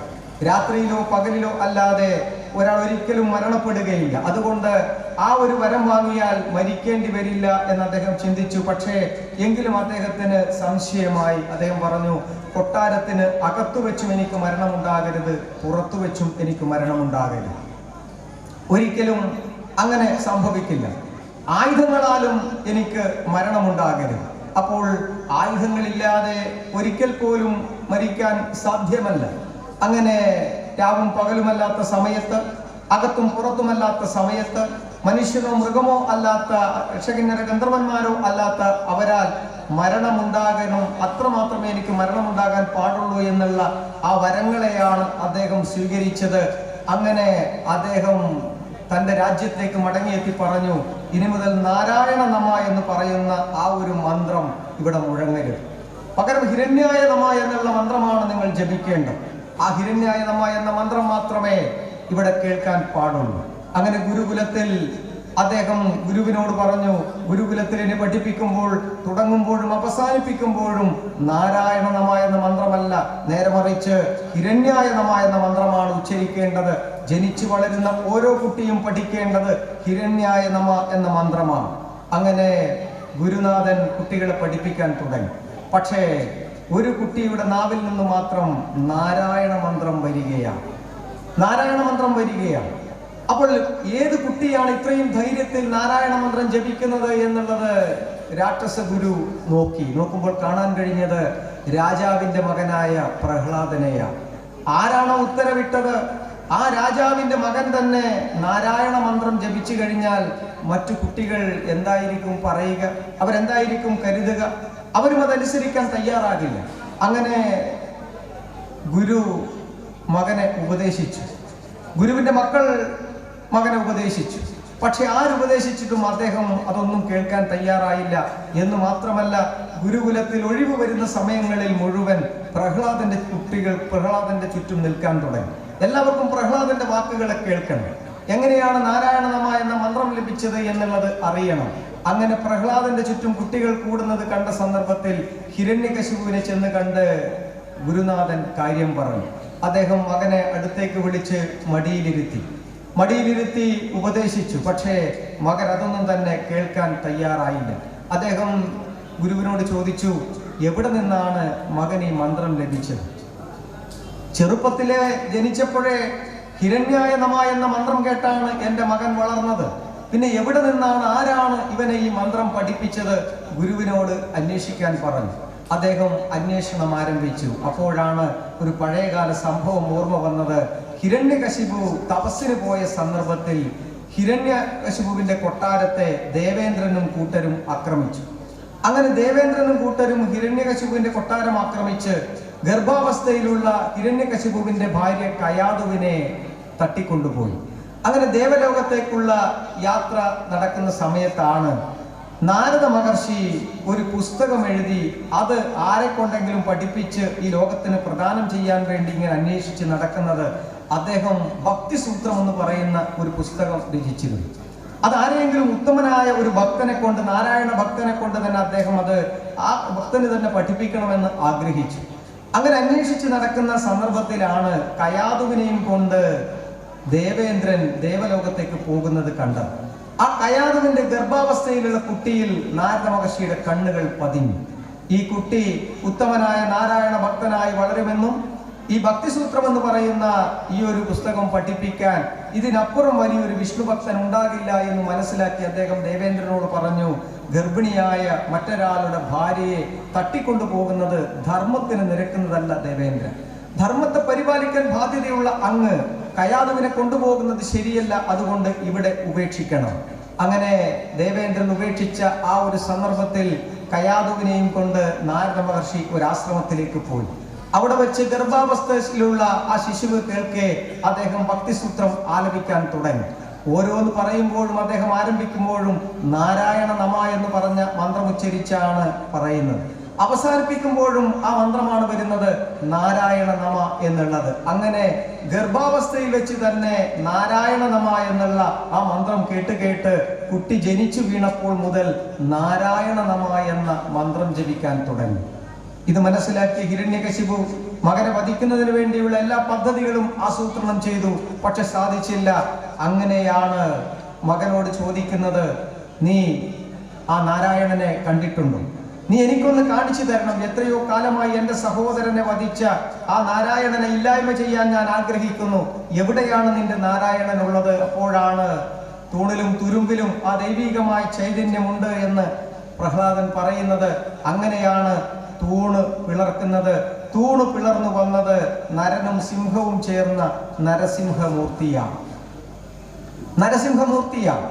ആ നരസിംഹമൂർത്തിയെ കണ്ട് പരിഭ്രാന്തനായ ഹിരണ്യകശിപു അദ്ദേഹവുമായി യുദ്ധം ആരംഭിച്ച ആ ഒരു സന്ദർഭത്തിൽ യുദ്ധത്തിന്റെ കാഠിന്യം കണ്ട് സൂര്യൻ പടിഞ്ഞാറൻ ചക്രവാളത്തിൽ അഭയം പ്രാപിച്ചു. സന്ധ്യയുമല്ല പകലുമല്ല, രാത്രിയുമല്ല പകലുമല്ല, സന്ധ്യാനേരം രണ്ടാമത്തെ അദ്ദേഹത്തിന് കിട്ടിയ വരവും പോയി. ഹിരണ്യകശിപുവിനെ നരസിംഹ അവതാരം എടുത്ത് ഉയർത്തി. ആകാശത്തുമല്ല ഭൂമിയിലുമല്ല, നേരെ കൊട്ടാരത്തിന്റെ പടിവാതിൽക്കലിരുന്നു. അകത്തുമല്ല പുറത്തുമല്ല. പിന്നീട് വജ്രവാള് കണക്കെയുള്ള തന്റെ നഖമുപയോഗിച്ച് ആ നരസിംഹ അവതാരം ആ മാറ് പിളർന്നുകൊണ്ട് ഹിരണ്യകശിപുവിനെ വധിച്ച് പ്രഹ്ലാദനെ രക്ഷിക്കുകയാണ്. വിഷ്ണുമൂർത്തിയുടെ ആ തെയ്യം കെട്ടിയാടുന്ന സന്ദർഭത്തിൽ ആ തെയ്യക്കോലത്തിന്റെ കുളിച്ചേറ്റം എന്ന് പറയുന്ന ആ ഒരു ചടങ്ങിന്റെ പൗരാണികമായ സങ്കല്പം ആ നരസിംഹമൂർത്തി അവതാരം ആ ഹിരണ്യകശിപുവിനെ വധിക്കുന്നതാണ്. അപ്പോൾ എല്ലാത്തിനും പിറകിൽ ഈശ്വരീയവും പൗരാണികവുമായ ഒരു സങ്കല്പം അടങ്ങിയിരിക്കുന്നു എങ്കിൽ അവിടെ നമ്മൾ ചിന്തിക്കേണ്ടത് ഈ ഉബ്രങ്കള ദേശത്ത് എങ്ങനെ ഈ ചൈതന്യം വന്നെത്തി എന്നുള്ളതാണ്. പുള്ളിക്കരിങ്കാളിയമ്മ ധർമ്മദൈവമായി കാത്തുമൊരുണ്മ 8 നൂറ്റാണ്ടിൻ ചരിതം പാടും കുറുപ്പൂകുലം അതിമഹിതം. കുറുപ്പൂകുലം അതിമഹിതം. പുള്ളിക്കരിങ്കാളിയമ്മ ധർമ്മദൈവമായി കാക്കുമൊരുണ്മ 8 നൂറ്റാണ്ടിൻ ചരിതം പാടും കുറുപ്പൂകുലം അതിമഹിതം. പാർവതീദേവിയുടെ ചൈതന്യമാണ് കാളിമാടി, പുള്ളിക്കരിങ്കാളി അമ്മ. ആ പുള്ളിക്കരിങ്കാളി അമ്മയെ ആരാധനമൂർത്തിയായി സ്വീകരിച്ച ആ ഒരു സമുദായം തെക്കൻ കേരളത്തിൽ വെളുത്തേടൻ എന്ന പേരിലും ചന്ദ്രഗിരിക്ക് പുഴക്കപ്പുറത്ത് വണ്ണാത്തൻ എന്ന പേരിലും ഇവിടെ കുറുപ്പൻ വെളുത്തേടൻ എന്ന പേരിലും അറിയപ്പെടുന്ന സമൂഹമാണ്. ആ സമൂഹത്തെ സംബന്ധിച്ചിടത്തോളം ആ പേരിൽ തന്നെയുണ്ട്. തെയ്യക്കോലങ്ങൾ കെട്ടിയാടുന്ന ആ ഒരു സന്ദർഭത്തിൽ ഈ സമാജത്തിലെ പരിശുദ്ധമായ ആ പരിശുദ്ധിയെ പരിപൂർണമായും നിറവേറ്റുന്ന ആ ഒരു സമാജമായതുകൊണ്ട് വെളുത്തേടൻ എന്ന പേര് തീർച്ചയായും യോജിക്കുന്ന ഒരു പേരാണ്. അതോടൊപ്പം തന്നെ ഭഗവാൻ കൈലാസനാഥൻ 18ാമത്തെ കൽപ്പത്തിൽ ബ്രഹ്മദേവൻ ഉറങ്ങുന്ന ആ ഒരു സമയത്ത് ബ്രഹ്മദേവനെ തട്ടി ഉണർത്തുകയാണ്. ഓരോ കൽപ്പത്തിലും അദ്ദേഹം അവസാനം പ്രളയം വരുന്ന സമയത്ത് തപസ്സിനായി പോകും. തപസ് ചെയ്ത് അവസാനം ആ തപസ്സിലിരിക്കുമ്പോൾ ഉണരാൻ അദ്ദേഹത്തിന് വലിയ മടിയാണ്. അപ്പോൾ ഭഗവാൻ കൈലാസനാഥൻ പരമശിവനാണ് ആ ഉത്തരവാദിത്തം ഏറ്റെടുക്കുക. അങ്ങനെ ആ ഉത്തരവാദിത്തം ഏറ്റെടുത്ത ആ ഭഗവാൻ ആ കൽപ്പത്തിൽ 18ാമത്തെ കൽപ്പത്തിൽ ബ്രഹ്മദേവന് മുന്നിൽ പ്രത്യക്ഷപ്പെട്ടത് വെളുത്ത നിറത്തിലാണ്. അങ്ങനെ ആ ഒരു കൽപ്പത്തിനകത്ത് ബ്രഹ്മദേവൻ സൃഷ്ടിച്ച സൃഷ്ടി മുഴുവൻ വെളുത്തതായി എന്നുള്ളതാണ് വിശ്വാസം. അപ്പോൾ 18ാമത്തെ കൽപ്പത്തിൽ ബ്രഹ്മദേവൻ സൃഷ്ടിച്ച ആ സൃഷ്ടി വെളുത്തതാണ് എങ്കിൽ ഈ സമാജത്തിലെ മുഴുവൻ അഴുക്കുകളെയും ദൂരീകരിച്ചുകൊണ്ട്, മുമ്പ് വസ്ത്രത്തിൽ അഴുക്കായിരുന്നു എങ്കിൽ ഇന്ന് സമാജത്തെ ബാധിക്കുന്ന മനസ്സിനകത്തുള്ള അഴുക്ക്, ആ അഴുക്കിനെ മാറ്റാൻ ബാധ്യതപ്പെട്ട ആ ദൈവികമായ ശക്തിയെ കുടിയിരുത്താൻ ഭാഗ്യം സിദ്ധിച്ച ആ കുറുപ്പുകുലം മഹിതമെന്നല്ലാതെ മറ്റെന്തായിട്ടാണ് വിശേഷിപ്പിക്കാനുള്ളത്? നരസിംഹരൂപമാം വിഷ്ണുമൂർത്തി ഉപാസകരാകിയ കാരണവ ഇരുവേരൊരുമിച്ച് ഭക്തി കൈക്കൊണ്ട പുലിക്കുന്നൈവരെ കാണുവാൻ യാത്രയായി. പുലിക്കുന്നൈവരെ കാണുവാൻ യാത്രയായി. പുലിക്കുന്നൈവരുടെ അതിവിശ്വസ്തന്മാരും ആരാധകരുമായിരുന്നു, ഭക്തന്മാരുമായിരുന്നു വിഷ്ണുമൂർത്തിയുടെ വെളിച്ചപ്പാടന്മാരായിരുന്ന 2 കാരണവന്മാർ. ആ 2 കാരണവന്മാർ ആ ഭക്തി പൂണ്ട ആ ഒരു സന്ദർഭത്തിൽ ഐവർ കുടിയിരിക്കുന്ന ആ പുലിക്കുന്നിലേക്ക് യാത്രയാവുകയാണ്. കോലങ്ങളാടി ഉറയുന്ന നേരത്ത് സന്നിധി പുൽകി വണങ്ങി നിൽക്കേ ഉൾക്കാമ്പിലുണരുന്ന ഭക്തി കണ്ടു ഐവർ അരുളപ്പാടേകി കൂടെ വരാം. അരുളപ്പാടേകി കൂടെ വരാം. ആ ഇവരുടെ സന്നിധിയിൽ എത്തുന്ന സന്ദർഭത്തിൽ ആ തെയ്യക്കോലങ്ങൾ കെട്ടിയാടുന്ന ആ ഒരു സന്ദർഭമാണ് കണ്ടത്. ആ തെയ്യക്കോലങ്ങൾ കെട്ടിയാടുന്നത് കണ്ട 2 കാരണവന്മാരും വെളിച്ചപ്പാടന്മാരും എല്ലാം മറന്ന് ഭക്തിപൂർവം തൊഴുതു നിൽക്കുന്ന സന്ദർഭത്തിൽ അവരുടെ ഉള്ളിലുള്ള ആ ഭക്തിയെ കണ്ടറിഞ്ഞ ഐവർ പറഞ്ഞു, ഞങ്ങൾ കൂടെ വരാൻ തയ്യാറായി. അങ്ങനെ കൂടെ വരാൻ തയ്യാറാകുന്ന സന്ദർഭത്തിൽ നമ്മൾ ചിന്തിച്ചു നോക്കണം, ഒരു ദേവസ്ഥാനത്ത് ചെന്ന് അവിടെ നിന്ന് ചൈതന്യം കൂടെ പോരുക എന്ന് പറഞ്ഞു കഴിഞ്ഞാൽ തീർച്ചയായും അവിടെ ഉള്ളവർക്ക് മാനസികമായി ചില പ്രയാസങ്ങൾ ഉണ്ടാകും. അങ്ങനെയുള്ള ആ പ്രയാസത്തെ മനസ്സിലാക്കിക്കൊണ്ട് അവിടെ അതിനെ പരിപാലിച്ചിരുന്ന അവർ എതിർക്കുവാൻ വേണ്ടി തയ്യാറായി. പക്ഷേ നമ്മുടെ വിശ്വാസമനുസരിച്ച് നമ്മുടെ 108 ഉപനിഷത്തുക്കളിൽ ഒന്നാമത്തെ ഉപനിഷത്തായ ഈശാവാസ്യ ഉപനിഷത്തിലെ ശാന്തി മന്ത്രമുണ്ട്. അതായത് പൂർണ്ണത്തിൽ നിന്ന് പൂർണ്ണം എടുത്തു കഴിഞ്ഞാൽ പിന്നെയും അത് അവിടെ ബാക്കിയുണ്ടാകും. ഏതുപോലെ ഒരു അധ്യാപകൻ കുട്ടിക്ക് വിദ്യയെ അഭ്യസിച്ചു കൊടുക്കുന്നുവോ, ആ അധ്യാപകന്റെ ആ വിദ്യ ഒരിക്കലും മനസ്സിൽ നിന്ന് പോകുന്നില്ല. അദ്ദേഹത്തിന്റെ ആ ഒരു അറിവ് ഒരിക്കലും നഷ്ടപ്പെടുന്നില്ല. നേരെ മറിച്ച് അത് മറ്റുള്ളവരിലേക്ക് പകർന്നു കൊടുക്കുന്ന സന്ദർഭത്തിൽ ആ അറിവിന് മാറ്റി കൂട്ടപ്പെടുകയാണ് ചെയ്യുന്നത്. അപ്പോൾ അങ്ങനെ അറിവിന് മാറ്റി കൂട്ടുന്നത് എങ്ങനെയാണോ, അറിവ് ഏതുപോലെ അവിടെ തന്നെ നിലനിൽക്കുന്നുവോ അതുപോലെ ഈശ്വരീയമായ ആ ചൈതന്യം അവിടെ നിലനിൽക്കെ തന്നെ മറ്റിടങ്ങളിലേക്ക് സന്നിവേശിക്കാൻ ഒരു പ്രധാനപ്പെട്ട കാരണമുണ്ട്.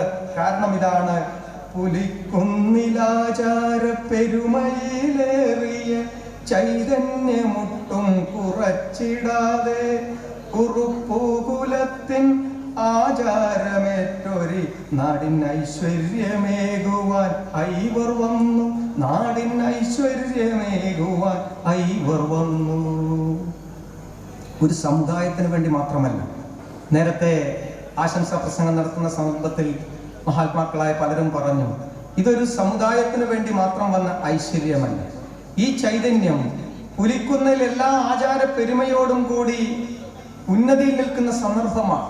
അങ്ങനെ സന്തോഷത്തിൽ നിൽക്കുന്ന ആ ഒരു സമയത്താണ് തൻ്റെ ഭക്തന്മാർ തൻ്റെ മുന്നിൽ എത്തിയത് ഐവർ മനസ്സിലാക്കുന്നത്. അങ്ങനെ മനസ്സിലാക്കിയ സന്ദർഭത്തിൽ അവരുടെ കൂടെ പോകാൻ ആഗ്രഹിച്ചത് കൂടുതൽ ഗ്രാമാന്തരങ്ങളിലേക്ക് ആ ചൈതന്യമൂർത്തിയെ സന്നിവേശിപ്പിക്കണം എന്നുള്ളത് കൊണ്ടാണ്. അങ്ങനെ പതിറ്റാണ്ടുകൾ കാത്ത ചൈതന്യമൂർത്തികൾ ഭൂതാനമേഘ നിയോഗമേകി അലിവോടെ ഈശ്വര പ്രണിധാനമേകുവാൻ കുനിക്കുല്ലായ കുടുംബമെത്തി, കുനിക്കുല്ലായ കുടുംബമെത്തി. ഈശ്വര പ്രണിധാനം എന്ന് പറയുന്നത് അമൂല്യമായ ഒരു കാര്യമാണ്. നേരത്തെ ഇവിടെ സൂചിപ്പിച്ചു, നമ്മുടെ പരിസരങ്ങളിൽ ക്രിസ്തീയ സമൂഹത്തിലും മുസ്ലിം സമൂഹത്തിലുമുള്ള സഹോദരന്മാരുണ്ട്. അപ്പോൾ മുസ്ലിം സമൂഹത്തിലെ സഹോദരന്മാരോട് നിങ്ങൾക്ക് ഏറ്റവും പ്രിയപ്പെട്ട ഏത് എന്ന് ചോദിച്ചാൽ അവർ പറയും, ഞങ്ങൾക്ക് ഏറ്റവും പ്രിയപ്പെട്ട കാലഘട്ടം റമദാൻ മാസമാണ്. ഒരു ഇസ്ലാമിക സമൂഹത്തിലെ വ്യക്തി തൻ്റെ വരുമാനത്തിന്റെ 2.5% മുതൽ അങ്ങോട്ട് സക്കാത്ത് കൊടുക്കുന്ന മാസമാണ് റമദാൻ മാസം. വ്രതകാലഘട്ടത്തിന്റെ മാസമാണ്. ക്രിസ്തീയ സമൂഹത്തിലെ ആൾക്കാരോട് ചോദിച്ചാൽ അവർ പറയും, ഈസ്റ്ററിന് തൊട്ട് മുമ്പുള്ള 51 ദിവസം ഞങ്ങൾക്ക് വ്രത കാലഘട്ടമാണ്. അപ്പോൾ അവിടെ ഞങ്ങൾ അർപ്പിക്കാനുള്ളത് മുഴുവൻ അർപ്പിക്കും എന്നുള്ളത്. നമ്മളെ സംബന്ധിച്ചിടത്തോളം നമ്മുടെ വാർഷിക വരുമാനത്തെ 12ആയി ഭാഗിക്കണമെന്നും അതിൽ 5 ഭാഗം ചില കാര്യങ്ങൾക്ക് വേണ്ടി മാറ്റിവെക്കണം എന്നുള്ളതുമാണ്. 2 ഭാഗം ഈശ്വരീയമായ കർമ്മങ്ങൾക്ക് വേണ്ടി മാറ്റിവെക്കണം, 1 ഭാഗം ഗുരുപൂജയ്ക്ക് വേണ്ടി മാറ്റിവെക്കണം, 1 ഭാഗം പിതൃകർമ്മത്തിന് വേണ്ടി മാറ്റിവെക്കണം. ബാക്കി 1 ഭാഗം ഏതിന് മാറ്റിവെക്കണമെന്ന് ചോദിച്ചാൽ പലപ്പോഴും നമ്മൾ കേട്ടിട്ടുള്ള ഒരു കാര്യമാണ് മാനവ സേവയാണ് മാധവ സേവ എന്നുള്ളത്. ആ മാനവ സേവയാണ് മാധവ സേവ എങ്കിൽ എന്തിനാണ് ക്ഷേത്രങ്ങളും അതുപോലെ മന്ദിരങ്ങളും തറവാടുകളും കുലങ്ങളും ഒക്കെ ആരാധന നടത്തുന്നത് എന്നുള്ള ചോദ്യം വരാറുണ്ട്. തീർച്ചയായും മാനവ സേവ അത് ഈശ്വര സേവ തന്നെയാണ്, മാധവ സേവ തന്നെയാണ്. അതിനുവേണ്ടിയാണ് 1 ഭാഗം മാറ്റിവെക്കേണ്ടത്, അത് ദരിദ്ര സേവക്ക് വേണ്ടി മാറ്റിവെക്കേണ്ടതാണ്. അപ്പോൾ ആ ഈശ്വര പ്രണിധാനം എന്ന് പറയുന്ന ഭൂദാനം, ഗോദാനം, വസ്ത്രദാനം പോലെ അത്തരത്തിലുള്ള ആ ഒരു ദാനകർമ്മത്തിന് പരിപൂർണമായും നിയോഗം ലഭിച്ച ആ ഒരു സന്ദർഭത്തിൽ ആ പ്രണിധാനത്തെ ഏറ്റെടുത്തുകൊണ്ട് ഈ ചൈതന്യമൂർത്തിയെ പരിരക്ഷിക്കാൻ ആ കുനിക്കുല്ലായ കുടുംബം വന്നു എന്നുള്ളത് ഈ നാടിന്റെ ഐശ്വര്യത്തെ വർദ്ധിപ്പിക്കുന്നതാണ്. അപ്പോൾ ഈ പുല്ലിക്കരിങ്കാളിയൊക്കെ ആരാധിക്കുന്ന സമയത്ത് തീർച്ചയായും അതിനു പിറകിൽ ഒരു ഐതിഹ്യമുണ്ടാകണം.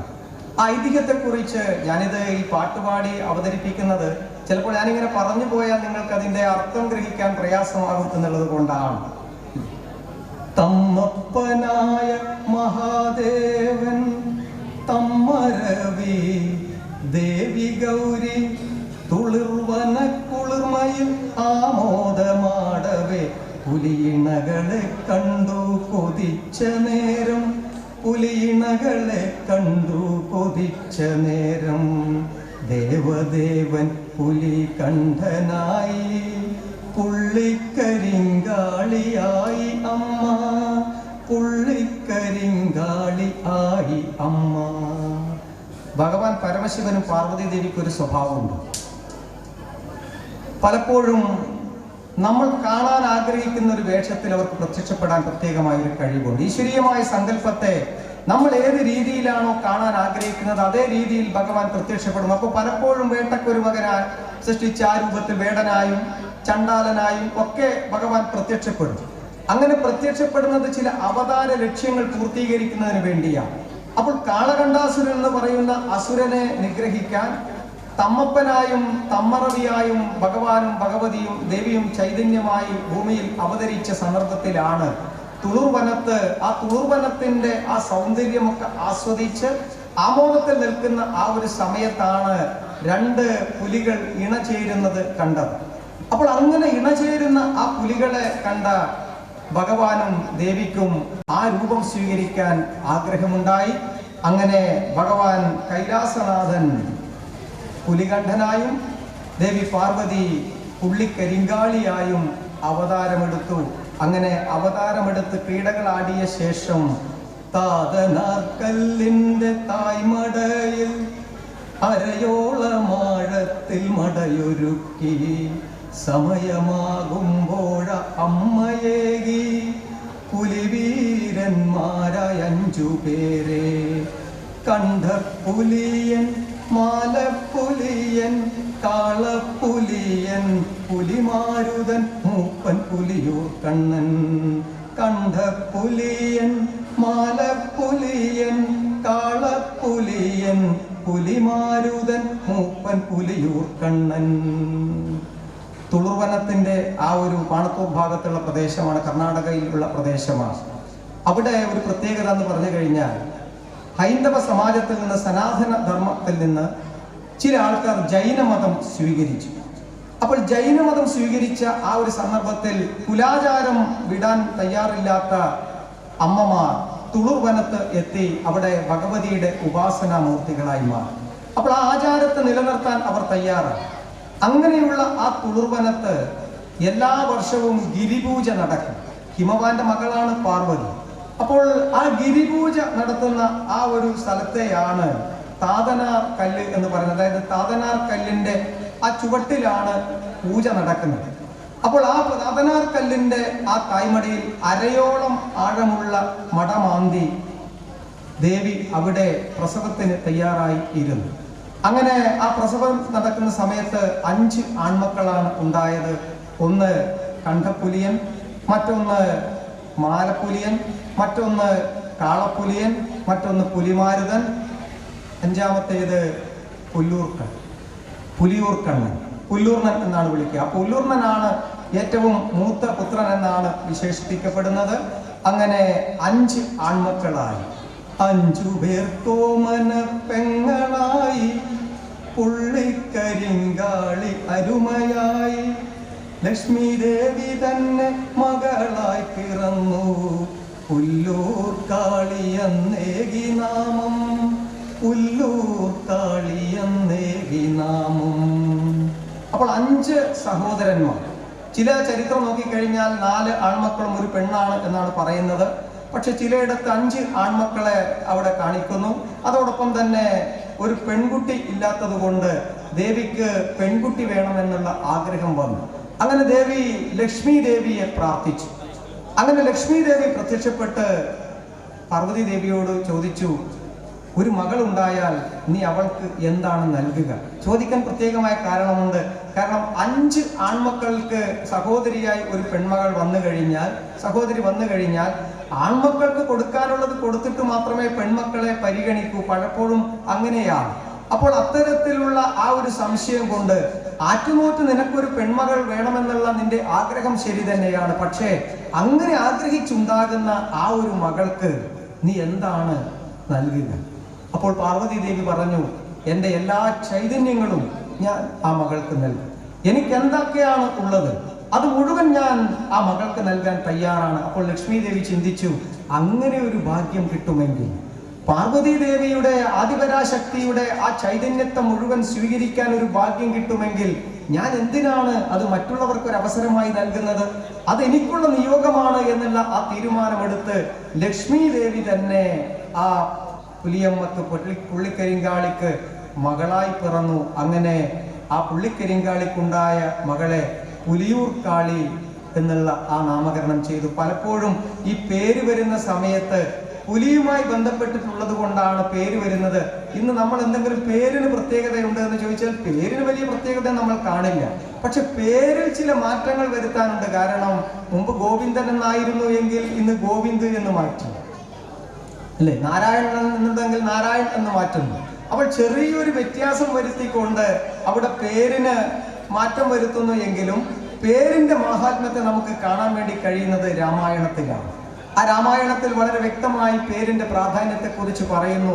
വസിഷ്ഠ മഹർഷി ദശരഥ മഹാരാജാവിന്റെ മക്കൾക്ക് പേരിട്ടത് ശ്യാമള നിറം പൂണ്ട കോമള കുമാരനു രാമനെന്നു തന്നെ നാമവും അരുൾ ചെയ്തു. ലക്ഷണാന്വിതനായ സുമിത്രാതനയനു ലക്ഷ്മണനെന്നു നാമം അരുളി ചെയ്തു മുനി.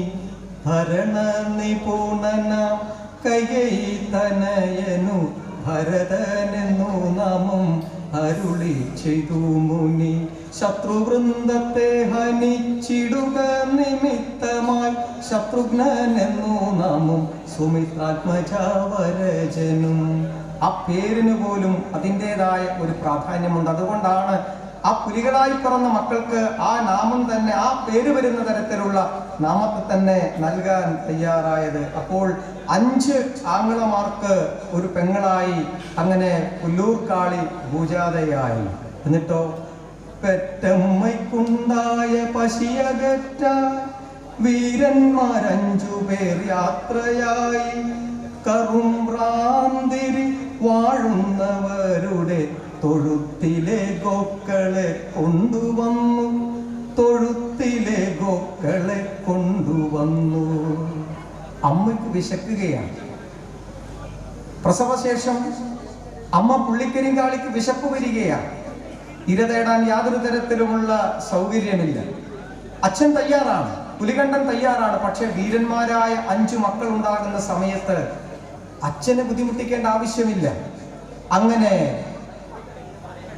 കറുംപ്രാന്തിരി വാഴുന്നവരുടെ ആ ഗോശാലയിലേക്ക് 5 പുലിവീരന്മാരും പോവുകയാണ്. ഇവിടെ പ്രധാനപ്പെട്ട ഒരു സംശയമുണ്ട്. കാരണം ഗോക്കളെ കൊണ്ടുവന്ന് ദേവി ഭക്ഷണമാക്കി എന്ന് പറയുന്നതിൽ അല്പം അനൗചിത്യമുണ്ട്. കാരണം അന്നു മുതലേ ഗോക്കളെ മാതാക്കളായി കരുതുന്ന ആ ഒരു ഈശ്വരീയമായ ചൈതന്യത്തെ വിശ്വസിക്കുന്ന നമുക്ക് അല്പം ഉൾക്കൊള്ളാൻ പ്രയാസമുണ്ട്. എങ്കിലും ഈ കറുവാന്തരി വാഴുന്നവരെന്ന് പറഞ്ഞാൽ ദേവിയുടെ അടിയുറച്ച ഭക്തനാണ്, തുളുവനത്ത് ദേവിയുടെ ഭക്തനാണ്. അപ്പോൾ എല്ലാ അനുഗ്രഹവും ദേവി അദ്ദേഹത്തിന് നൽകിയിട്ടുണ്ട്. അതുകൊണ്ട് തന്നെ അദ്ദേഹം അല്പം അഹങ്കാരിയായി മാറി. ഞാൻ ആണ് ഏറ്റവും യോഗ്യനായിട്ടുള്ള ആള് എന്നും എനിക്കപ്പുറത്ത് മറ്റൊരാളില്ല എന്നും തീരുമാനിച്ചുറപ്പിച്ച് നാട് മുഴുവൻ അദ്ദേഹം വയനാടൻ പ്രദേശം വരെ കീഴടക്കാൻ വേണ്ടി പോയി. അദ്ദേഹം കീഴടക്കി. അപ്പോൾ എനിക്ക് മേലെ മറ്റൊരു ശക്തിയില്ല എന്നുള്ള ആ ഒരു തീരുമാനമെടുത്ത് മുന്നോട്ട് പോകുന്ന അദ്ദേഹത്തിന്റെ അഹങ്കാരത്തെ ശമിപ്പിക്കാൻ അദ്ദേഹത്തിന് ഐശ്വര്യമായി അവിടെ നിലകൊള്ളുന്നത് ലക്ഷ്മി ദേവിയുടെ കടാക്ഷമുള്ള പശുവിന്റെ അകിടിൽ ലക്ഷ്മി ദേവിയുടെ കടാക്ഷമുണ്ട്. അപ്പോൾ ആ ലക്ഷ്മി ദേവിയുടെ കടാക്ഷമുള്ള പശുക്കളെ നഷ്ടപ്പെട്ട് കഴിഞ്ഞാൽ കുറുമ്പ്രാന്തിരി വാഴുന്നവരുടെ അഹങ്കാരത്തെ ശമിപ്പിക്കാൻ കഴിയും എന്നുള്ള ആ ഉറച്ച വിശ്വാസത്തിലാണ് ഭഗവാന്റെ നിർദ്ദേശപ്രകാരം ആ പുലിവീരന്മാർ ആ തൊഴുത്തിലേക്ക് പോകുന്നതും അവിടെ നിന്ന് ഗോക്കളെ കൊണ്ടുവരുന്നതും. വാഴുന്നവർക്കോ കോപമായി കരിന്തിരി കണ്ണൻ നായരെ കാവലാക്കി. വീരൻ കരിന്തിരി കണ്ണൻ നായർ കെണിയൊരുക്കി മാവിന്മേലിരുന്നു. പുലിപ്പൈതങ്ങൾ 5 വീണ നേരം പുലി കണ്ഠനങ്ങെത്തി വകവരുത്തി. ദൈവക്കരുവായി കണ്ണൻ നായർ കരിന്തിരി നായരായി ദിവ്യനായി, കരിന്തിരി നായരായി ദിവ്യനായി. പശുക്കളെ നഷ്ടപ്പെട്ടത് മനസ്സിലാക്കിയ കുറുമ്പ്രാന്തിരി വാഴുന്നവർ അങ്ങേയറ്റം കോപാകുലനായി. അദ്ദേഹം തൻ്റെ വില്ലാളി വീരനായ കരിന്തിരി കണ്ണൻ നായരെ ഗോശാലയുടെ കാവൽ ചുമതല ഏൽപ്പിച്ചു. പുലിക്കൂട്ടമാണ് കൊണ്ടുപോയത് എന്നുള്ളത് കരിന്തിരി നായർക്ക് കണ്ണൻ നായർക്ക് മനസ്സിലായി. അങ്ങനെ കരിന്തിരി കണ്ണൻ നായർ കാവൽ നിൽക്കുന്നത് മാവിൻ്റെ മുകളിലാണ്. ചന്ദ്രേര മാവിൻ്റെ മുകളിൽ അദ്ദേഹം ഇരുന്ന് കെണിയൊരുക്കി കാത്തുനിന്നു. കെണിയൊരുക്കിയത് അറിയാതെ കടന്നു വന്ന 5 പുലിക്കുട്ടന്മാരും ആ കെണിയിൽ അകപ്പെട്ടു. ആ കെണിയിൽ അകപ്പെട്ട സന്ദർഭത്തിൽ കാളപ്പുലിയൻ കരിന്തിരി നായരുമായി ഏറ്റുമുട്ടി. പക്ഷേ കാളപ്പുലിയൻ എയ്ത ആ ശൂലത്തെ കരിന്തിരി നായർ തട്ടിക്കളഞ്ഞു. ഒരു കാരണവശാലും തൻ്റെ മക്കൾക്ക് മോചനമുണ്ടാകില്ല എന്ന് മനസ്സിലാക്കിയ ഭഗവാൻ കൈലാസനാഥൻ പരമശിവൻ പുലികണ്ഠൻ അദ്ദേഹം എത്തി കരിന്തിരി നായരെ, ആ മാവിൻ്റെ മുകളിലിരുന്ന കരിന്തിരി നായരെ അദ്ദേഹം വധിക്കുകയാണ്. തൻ്റെ പോരാളിയായ, അത്രയും ശക്തിമാനായ, താൻ 100% വിശ്വസിക്കുന്ന വില്ലാളി വീരനായ ആ കരിന്തിരി കണ്ണൻ നായർ മരിച്ചതറിഞ്ഞ് കുറുമ്പ്രാന്തിരി വാഴുന്നവർക്ക് വലിയ സങ്കടമായി. അദ്ദേഹം തുളുവനത്ത് ദേവിയെ പ്രാർത്ഥിച്ചു. ദേവി അദ്ദേഹത്തിന് മുമ്പിൽ ഉറക്കത്തിൽ സ്വപ്നദർശനം നൽകി പറഞ്ഞു, കരിന്തിരി കണ്ണൻ നായർ വധിക്കപ്പെട്ടത് ഭഗവാൻ പരമശിവനാലാണ്. അദ്ദേഹം ദൈവക്കരുവായി മാറ്റിക്കഴിഞ്ഞു. അങ്ങനെ ദൈവക്കരുവാക്കി മാറ്റിയ ആ കരിന്തിരി കണ്ണൻ നായർക്ക് എവിടെയൊക്കെയാണോ സ്ഥാനമുള്ളത്, ഐവർക്ക് സ്ഥാനമുള്ളത്, അവിടെയെല്ലാം സ്ഥാനം നൽകി ആരാധിക്കാൻ തുടങ്ങി.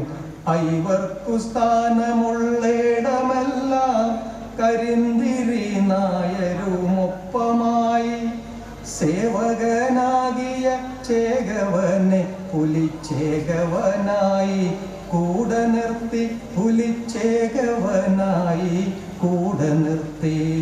തെയ്യങ്ങളാടി കുറയുന്ന നേരം ചൈതന്യമേവർക്കുമേകുവാനായി, ചൈതന്യമേവർക്കുമേകുവാറായി.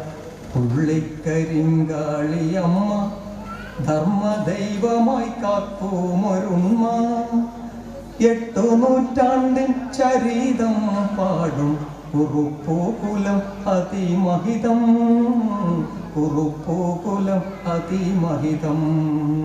അപ്പോൾ കരിന്തിരി കണ്ണൻ നായർക്ക് സ്ഥാനമേകിയതുപോലെ തന്നെ പുലികളുടെ സേവകനായി ഒരു ചേകവനുണ്ടായി. ആ പുലികളുടെ സേവകനായി നിന്ന ആ ചേകവന് അവതാര ലക്ഷ്യം പൂർത്തിയാക്കിയ ശേഷം ഭഗവത്പാദത്തിൽ ലയിക്കുന്ന സന്ദർഭത്തിൽ ആ ചേകവനെയും ദൈവക്കരുവാക്കി മാറ്റി. അതാണ് പുലിച്ചേകവൻ എന്ന് പറയുന്ന തെയ്യക്കോലം. നിങ്ങൾ നോട്ടീസ് നോക്കിയാൽ കാണും, പുലിച്ചേകവന് മാത്രം വെള്ളാട്ടം ഉണ്ടാവില്ല, തോറ്റമേ ഉണ്ടാവുകയും. തോറ്റമെന്ന് പറഞ്ഞാൽ ഏതുപോലെ ക്ഷേത്രങ്ങളിൽ മന്ത്രോച്ചാരണം നടക്കുന്നുവോ അതിനെ പുനരാവർത്തി കൊണ്ടുവരികയാണ്. തോറ്റുക എന്നുള്ളതാണ് തോറ്റം എന്നുള്ള അർത്ഥം, പുനഃസൃഷ്ടിക്കുക.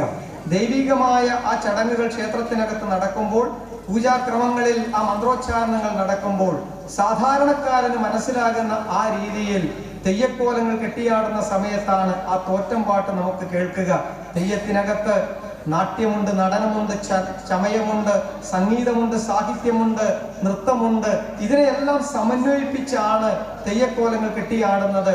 30ഓളം തെയ്യക്കോലങ്ങളുടെ 30ഓളം മുഖത്തെഴുത്ത് രീതികൾ നിലവിലുണ്ട് എന്നാണ് പറയുന്നത്. അപ്പോൾ ആ പുള്ളിക്കരിങ്കാളിയും പുലികണ്ഠനും ആ പുലിവീരന്മാർ ഐവരായി മാറിയ കഥയും ആ കഥയിലുള്ള ആ പൗരാണികമായ സങ്കല്പവുമാണ് ഏറ്റവും പ്രധാനമായി നാം മനസ്സിലാക്കേണ്ടത്. അതുപോലെയുള്ള ഒരു ആരാധനാമൂർത്തിയാണ് ചൗക്കാറ് ഗുളികൻ എന്ന് പറയുന്നത്. അതുകൂടി പറഞ്ഞ് ഞാൻ അവസാനിപ്പിക്കുന്നു. ചൗക്കാറ് ഗുളികൻ, ഗുളികന് 23ഓളം അവതാരങ്ങൾ ഗുളികൻ്റെതായിട്ടുണ്ട് എന്നാണ് പറയുന്നത്. ഈ ഗുളികൻ ശൈവാംശമാണ് എങ്കിലും ഗുളികന്റെ ജനനത്തിന് പിറകിൽ മറ്റൊരു സങ്കല്പം കൂടിയുണ്ട്. അതായത് ഈ ഭഗവാൻ ശ്രീരാമചന്ദ്രൻ അദ്ദേഹം എല്ലാ ഗ്രഹങ്ങളെയും അനുകൂല സ്ഥിതിയിലാക്കിയാണ് ജനിച്ചത്. അപ്പോൾ ഈ വിവരം അറിഞ്ഞ് രാവണൻ തൻ്റെ മകൻ മേഘനാഥൻ ഇന്ദ്രജിത്ത് ജനിക്കുന്ന സമയത്ത് എല്ലാ ഗ്രഹങ്ങളെയും തൻ്റെ വറുതിയിൽ വരുത്തി. തൻ്റെ ശക്തി ഉപയോഗിച്ച് എല്ലാ ഗ്രഹങ്ങളെയും ഉത്തമമായ ഒരു സ്ഥാനത്ത് വരുത്തി.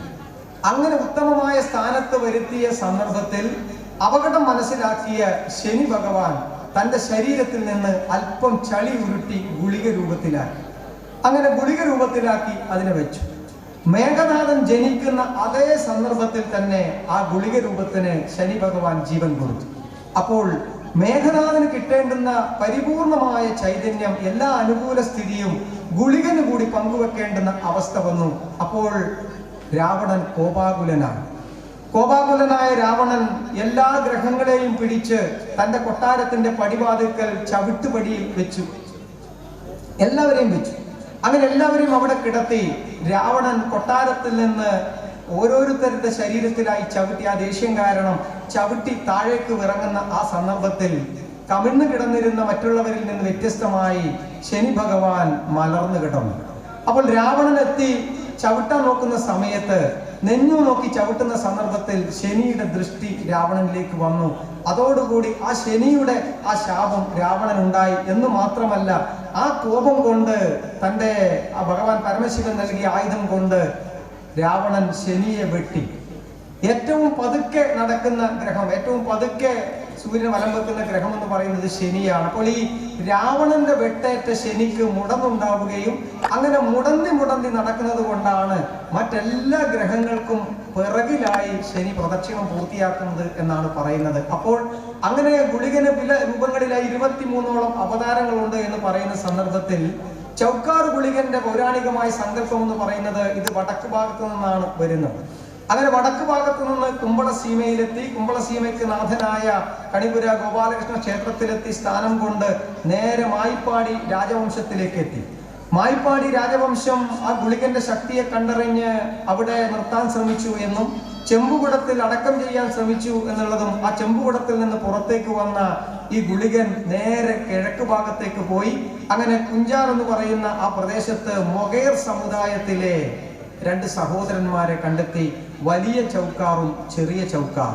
അപ്പോൾ അതീവ ശിവഭക്തരായ അവർ ആ ശൈവികമായ ചൈതന്യത്തെ കണ്ട സമയത്ത് സ്വീകരിക്കാൻ തയ്യാറായി അവിടെയുള്ള കാവിലെ പാലമരത്തിന് ചുവട്ടിൽ കല്ല് ഇട്ട് ആ കല്ലിനകത്ത് സ്നാനം ചെയ്യാനുള്ള അവസരം കൊടുത്തു എന്നും തനിക്ക് അഭയമരുളിയത് കൊണ്ടും തന്റെ ചൈതന്യത്തെ അവിടെ നിർത്തിക്കൊണ്ട് എല്ലായിടങ്ങളിലേക്കും സന്നിവേശിപ്പിക്കാൻ സാധിക്കുമെന്ന് മനസ്സിലാക്കിയ അദ്ദേഹം അതിനുശേഷം ആ ഗുളികനെ ആരാധിക്കുന്നവരെ ആ ചൗക്കാർ ഗുളികൻ എന്നുള്ള ആ ഒരു നാമത്തെ സ്വീകരിച്ചു എന്നാണ് പറയുന്നത്. അപ്പോൾ ആ ഓരോ സങ്കല്പത്തിന് പിറകിലും, ഓരോ ചിന്താഗതിക്ക് പിറകിലും, ഓരോ ആരാധനക്ക് പിറകിലും ആ പൗരാണികമായ സങ്കല്പം അടങ്ങിയിരിക്കുന്നു എന്നുള്ളത് കൊണ്ടാണ് ആ സങ്കല്പത്തെക്കുറിച്ച് മനസ്സിലാക്കി ആരാധനാപൂർവ്വം പോകുമ്പോഴാണ് ആ ചൈതന്യവത്തായ ആ ശക്തിക്ക് എത്രത്തോളം പ്രാധാന്യമുണ്ട് എന്നുള്ളതും നമ്മുടെ എല്ലാ 33 കോടി ദേവകളുടെയും സങ്കല്പം എന്ന് പറയുന്നത് എതിനൊക്കെ അടിസ്ഥാനമാക്കിയാണ് എന്നുള്ളത് നമുക്ക് മനസ്സിലാക്കാൻ സാധിക്കുക.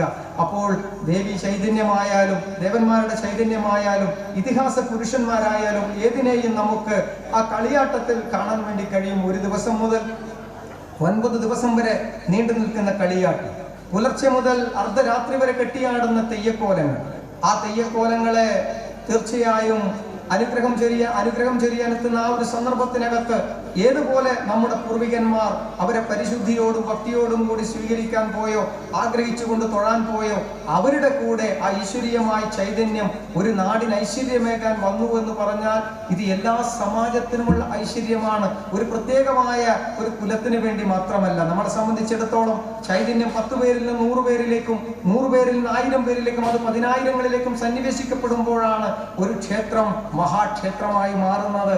ആ ഒരു മഹാക്ഷേത്രമായി മാറുന്ന സങ്കല്പത്തിലേക്ക്, അത്തരത്തിലൊരു കാര്യത്തിലേക്ക് ഗ്രാമവിശുദ്ധിയുടെ പര്യായം തുളുമ്പുന്ന, ഭക്തിയുടെ പര്യായം തുളുമ്പുന്ന ഈ ഒരു മണ്ണിനകത്ത് നമുക്ക് സാധിച്ചു എങ്കിൽ എല്ലാവരെയും ഒരുമിച്ചിരുത്തി പരസ്പരം കാര്യങ്ങൾ ചർച്ച ചെയ്തുകൊണ്ട് ആ ഔന്നത്യത്തിന് വേണ്ടി എങ്ങനെ പ്രവർത്തിക്കണം എന്നുള്ളത് ചിന്തിച്ചിരിക്കുമ്പോഴാണ് ചലനാത്മകമായ ഒരു സമൂഹമാകുന്നതും നമ്മുടെ മനസ്സിനകത്ത് പരിവർത്തനം വരുന്നതും. നമ്മളെല്ലാം ജീവിക്കുന്നത് 8 ഐശ്വര്യങ്ങൾക്ക് വേണ്ടിയാണ്.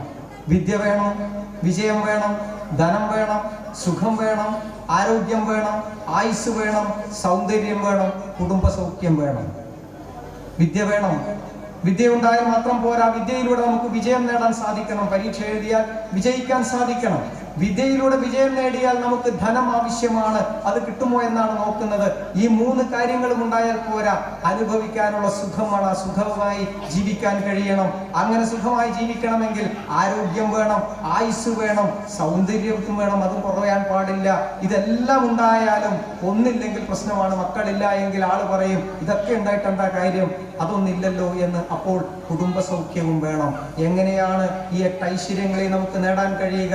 8 രാഗങ്ങളെ നിയന്ത്രിക്കാൻ നമുക്ക് പറ്റണം. കാമം, ക്രോധം, ലോഭം, മോഹം, മതം, മാത്സര്യം, അഹങ്കാരം, അസൂയ. 8 വികാരങ്ങളിൽ ഒരു വികാരങ്ങളും ഇല്ലാത്തവൻ മനുഷ്യനല്ല. മൃഗങ്ങൾക്ക് പോലും വികാരമുണ്ട്. പക്ഷേ ആ വികാരങ്ങളെ നിയന്ത്രിച്ചുകൊണ്ട് മനസ്സിനകത്തുള്ള ആ കാമത്തെയും ക്രോധത്തെയും അഹങ്കാരത്തെയും അസൂയയെയും മാറ്റിവെച്ചുകൊണ്ട് ഇത്തരത്തിലുള്ള തിരുസന്നിധിയിൽ നമുക്കിരിക്കാൻ സാധിക്കുന്നു എങ്കിൽ അതിനപ്പുറം വലിയൊരു ഈശ്വരീയമായ ചൈതന്യം നമുക്ക് ലഭിക്കാനുണ്ടോ? പുതിയ തലമുറയിലേക്ക് നമുക്കിത് പറഞ്ഞു കൊടുക്കാൻ സാധിച്ചില്ല എങ്കിൽ, പകർന്നു കൊടുക്കാൻ സാധിച്ചില്ല എങ്കിൽ, തെറ്റുകളിലേക്ക് വഴുതി വീണ് അവരെ നമ്മൾ ശാസിക്കുമ്പോൾ അവർ തിരിഞ്ഞു നിന്ന് ഇങ്ങോട്ടൊരു ചോദ്യം ചോദിക്കും.